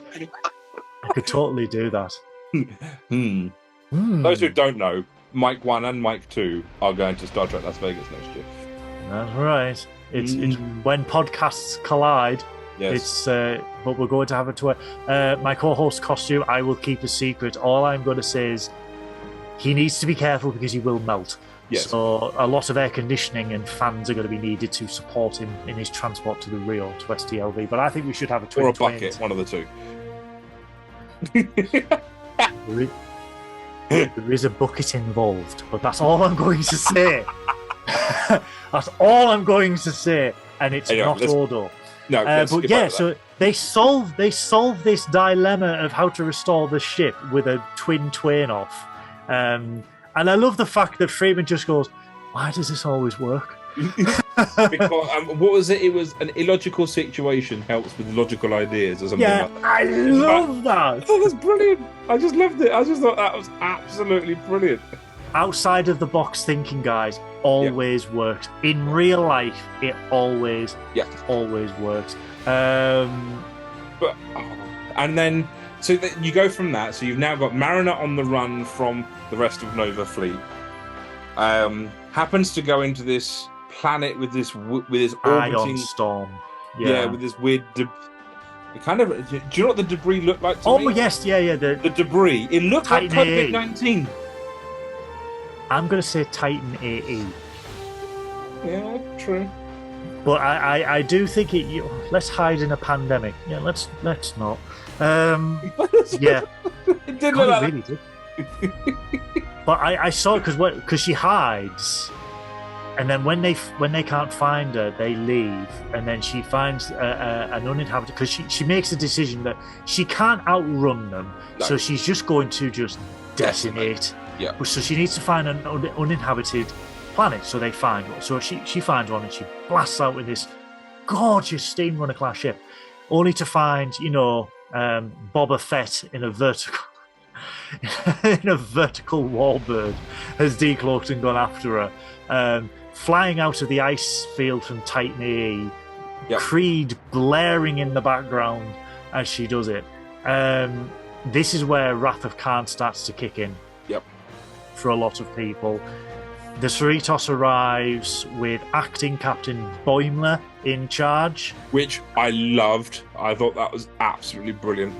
They can't restore the ship, so they decide, in the most Since 2002 Star Trek Where Possible, how do we solve an unwinnable situation? Why? By yeeting a starship at it, of course. Or as I like to call it, the Picard maneuver from Genesis, where it's just like, we can't win, so let's just throw ourselves at the Scimitar. Then Picard Season 3, let's just throw the Emmett Hart at the Enterprise G. Or in Picard, we'll just throw a damn asteroid at it. Oh, I love that. Everything can be solved by just throwing stuff. But yeah, so they ram the Trinar shield, which disables it, and we get that lovely score, the lovely Wrath of Khan score. Yep. As they do it, and it's like, where's... Because we think at this point, Boimler's in charge of the Cerritos because the crew's on the destroyer, but the destroyer gets destroyed. Where are they? We get the captain's yacht, and then Boimler turns around and said, "Oh, I'm glad we get to see the captain's yacht," which is a Cousteau from Insurrection as well. I love that. I was like, tiny little obscure ships zooms through this shield just before it closes. And then Mariner detonates the Genesis device. Yeah, well, she arms it. Arms it, even not detonates it. The lovely standoff between Locarno and Mariner. I love the fact that Locarno's like, oh, I graduated top of my class in Bond as well. And she's like, you never even graduated. And I love the fact that she gets beamed off, and there is a paywall on a Ferengi Genesis device to disarm this. 2 bars of gold press latinum to deactivate. And the last word. Paywall on a bomb. Boom. So the Genesis device blows up, and then all of a sudden, at first glance, it looks like the Bajoran wormhole. At first glance, when you just see it form, it looks like and then all of a sudden it stabilizes out. And then I thought it was great. It's I love that when the Enterprise is warping away, and you get the contrails from the warp, and you get the lovely rings of the gases forming. And just to see that again, it's beautiful. The music, beautiful. Everything was just beautiful. I love the fact in the debrief, they're like, oh, well, we're going to use this planet for refugees, but this planet has got Nick Locarno's DNA. So we're going to call it Locarno. Yeah. But I'm thinking, are we going to see a baby Locarno? Or are we going to see some weird, deformed, demented Locarno-esque creature? Oh, God. Kind of like, you know how the Daleks look like inside their suit? Just kind of like that, but made from Locarno. No, Locarno's. No. Or, was it the Death Planet in Voyager where they make clones, where they duplicate? Oh, yes. We're going to see like a Locarno version of that, maybe. Where they all just turn into goop. Yeah. But I like that the episode ends because obviously Tendi has she's saved her friends, and now it's her turn to fulfill her part of the bargain. Yeah. She leaves with the Orion fleet, and I love the fact that the show just ends on the warp field with the credits. Yeah. There is no cliffhanger, there is no surprise secret ending or anything like that. It's just... And also the end title music was brilliant. Beautiful. Absolutely beautiful. Fantastic. Yeah. No notes for this episode, but I do think it should have been either a 40-minute episode or part 1 and 2 streamed on the same night. Yeah.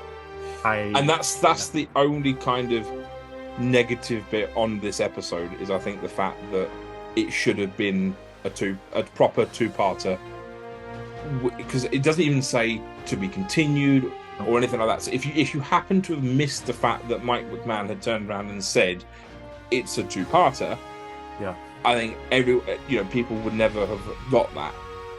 And I think to have then maybe put the last two episodes out at the same time would have made more sense. But than the first 2 episodes, but yeah, I just think. Oh, that was it. Rule of Acquisition 91. Your boss is only worth what he pays you.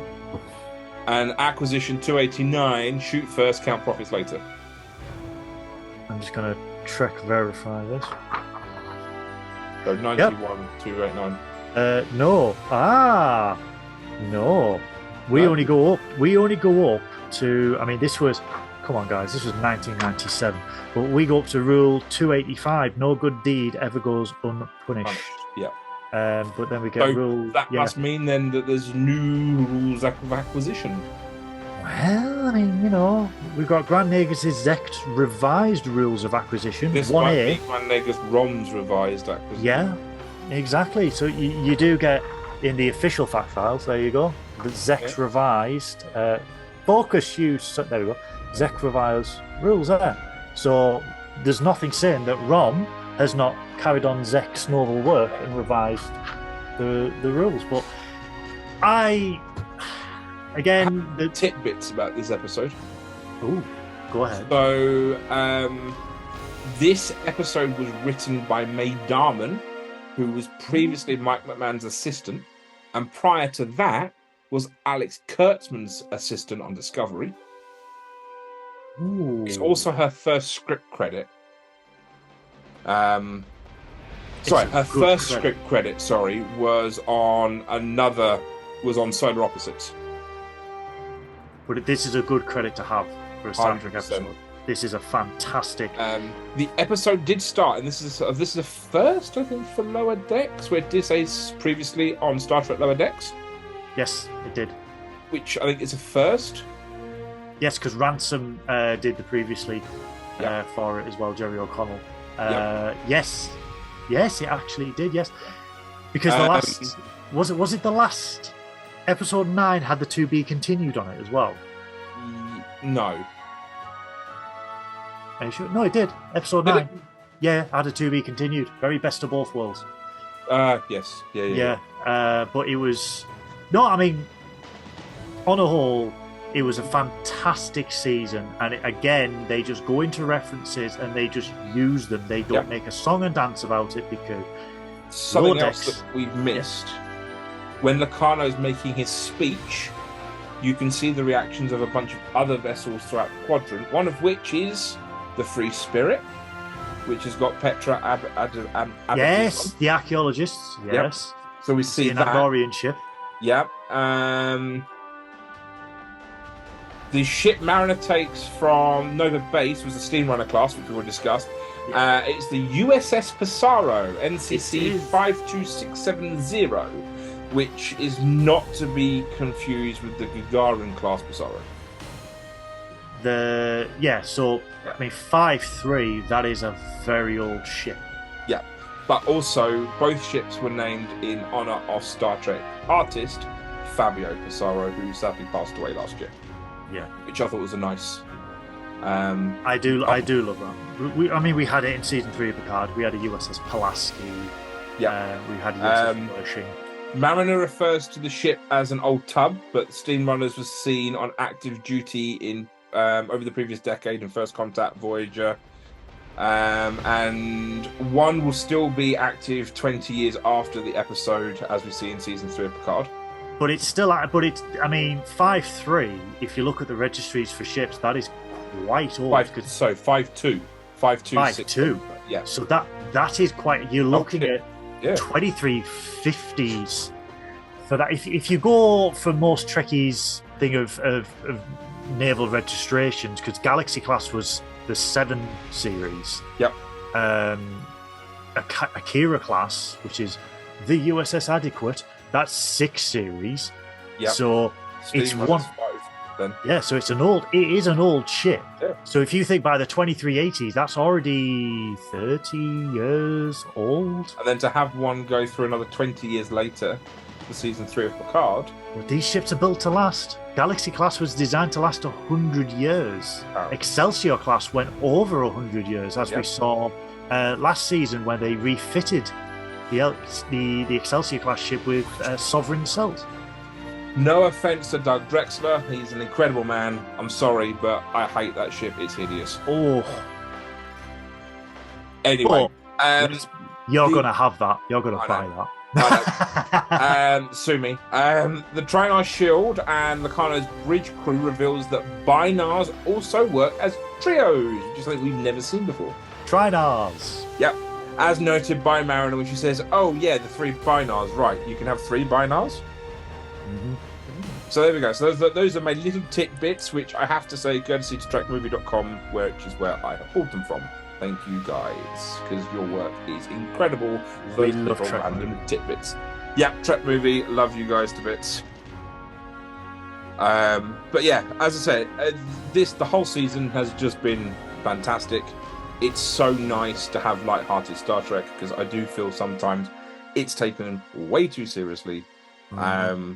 And it can be very hard-hitting. So it's really nice to have... That's one of the things my partner not hates, but he dislikes the live-action Star Treks. Yeah. Because he finds them too heavy. Whereas he loves Lower Decks. Absolutely loves it. And I've got him into Prodigy. And he also loves Prodigy as well. So... yeah, it's great to have light-hearted, and it's one of those things that if you're in a shit mood, you whack an episode of Lower Decks on, and you're soon to cheer up. If you are new to Star Trek, it's got a Moopsie in it. Yeah, if you are new to Star Trek as well, the 2 most accessible series will be Strange New Worlds and Lower Decks. Yep. Because Lower Decks is by fans, for fans, and for new people. Because it's like, hey, this dude's gonna geek out because he saw a Steamrunner class ship from Star Trek First Contact. We're going to make you geek out because we're going to tell you why this is relevant, why Locarno is relevant, why this happened, and it's great in educating. So if you don't want to go back straight away and start from the original series and work your way up, Lower Decks will cover you in terms of context. 100%. Also, it also proves the need and the desire for next generation era shows is still there. 100%. It is, for a lot of people, Mike 1 and Mike 2 included, it was our generation. Yeah. We grew up with that. Yeah, I'm 3 years younger than you, but that was my first intro into Star Trek. My dad taped them off the telly on a VHS that got overwritten every week, so the poor thing was as thin as dust by the time it was done. But I remember sitting on the floor in my parents' flat going, "Space, the final frontier. These are the..." every week. 2 years old, I called it Star Twix. So, again, Twix, 2 Twix. Yes. So, but it's... Should we do that? 2 Twix. Twin Twixes. Yeah. It's a Twin Twains, Twin Twixes. I love that. But yeah, so we consider the next generation our era. We consider anything... Star Trek Picard it's legitimately 20 years since Nemesis, so we consider that our timeline. Yeah. This is... Yes, Lower Decks is 20 years prior, but again, it's that era that we love. And there's so much that you can explore, delve into, places you can still go, and because it's animation, it does not cost you a fortune to build a promenade set. And you can go to places that have only just been touched on previously because you haven't got to build those sets. Yes. Like Ferenginar, like Orion, and that's why Lower Decks... Yeah, that's why I love animation. But we are not saying if there's any new live-action Star Trek series, we would not like to be background actors. Oh, 100%. I would like to play some sort of alienated bar, please. Oh, I'd love it. Hey, if you can, Paramount, if you want a fat Starfleet officer, I'm here. If you want someone with glasses that can't see without them, there's your man. Call me. So... if you had to score the season out of 10, Mike 2, what would it be? Well, Mike 1, I would give this... Can we do halves, or are we just doing solid numbers? If you want to go halves, go halves. I am going to do the Galaxy Classes Warp Speed Limit of Warp 9.99. Good man. Because this is... We've had filler episodes, but they have still been alright episodes. Yep. That chips away at it, but you're never going to get a solid run of good episodes. We didn't get it in Strange New Worlds, we didn't get it in Picard, we didn't get it in Lower Decks. You were never going to get it. I don't think there's going to be a perfect 10 ever in Star Trek. So, but this is high. It's really close. For a year, and let's put this into perspective. In 9 months, 8 months, we have had season 3 of Picard. Yep. Season 2 of Strange New Worlds. Yep. Star Trek Prodigy 1.5 or season 1. Well, on whatever DVD release anyway. Yeah, part 2. And we have had Lower Decks. So far, I mean, there's going to be nothing until next year, let's be honest. But with the writer strike that happened, the actor strike that is still going on, there is going to be a very long space. Yeah. Because Paramount have only got Discovery and Prodigy, which is going to be on Netflix. They are going to space this out to make it last. But then that's also the great thing about animation. You can churn it out quicker than you can live action. Yeah, but we will still probably see this before season. We'll probably see season 5 of Lower Decks before we see season 3 of Stranger Worlds. Yeah.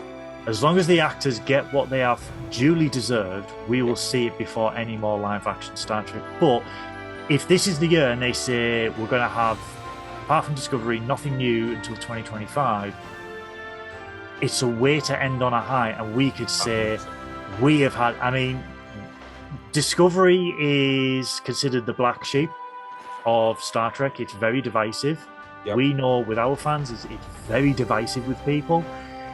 If they pull out all the stops for season 5 and we have got a full house of top-notch series, I'm more than happy to wait for a year. Yeah, same. If they turn around and say there's going to be nothing until 2025, that's fine, because I have had excellent Picard, excellent Lower Decks, excellent Strange New Worlds. I can rewatch that. I can do that. Brilliant. Absolutely brilliant. I am very hopeful for Star Trek going forward. We've had ropey seasons, we've had ropey shows, ropey episodes. We seem to be getting into a new golden age of Star Trek now. Yeah, and I am extremely excited for the future. I am just very looking forward to my Moopsy plushie eventually getting made and the twins. And I'm very much looking forward to the 30 Moopsy plushies that I will be ordering. One for every day of the week. Every day of the month, sorry. I was 30 days in a week. Yes. Oh, God. Could you imagine the 30 days? What starbase are you posted on? A rather fucked up one close That's to a black very hole. slow orbit. All very close to a black hole at times. Yeah. Mike, thank you very much for joining me on this episode. If people want to reach out to you, where is the best place to do so, sir?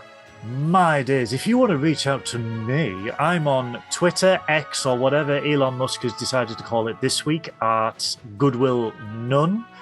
You will see me all the time. I like all of Clone Star stuff. I retweet it. I'm just like, I am here. You will see me throwing memes at other Trekkies and Trekkers all over the world. We've got a lovely little Trek family, and I like to bother everyone. I'm on Twitter as Goodwill None. If you want to catch Trekking Up North, we are on the Nerdy Up North YouTube channel.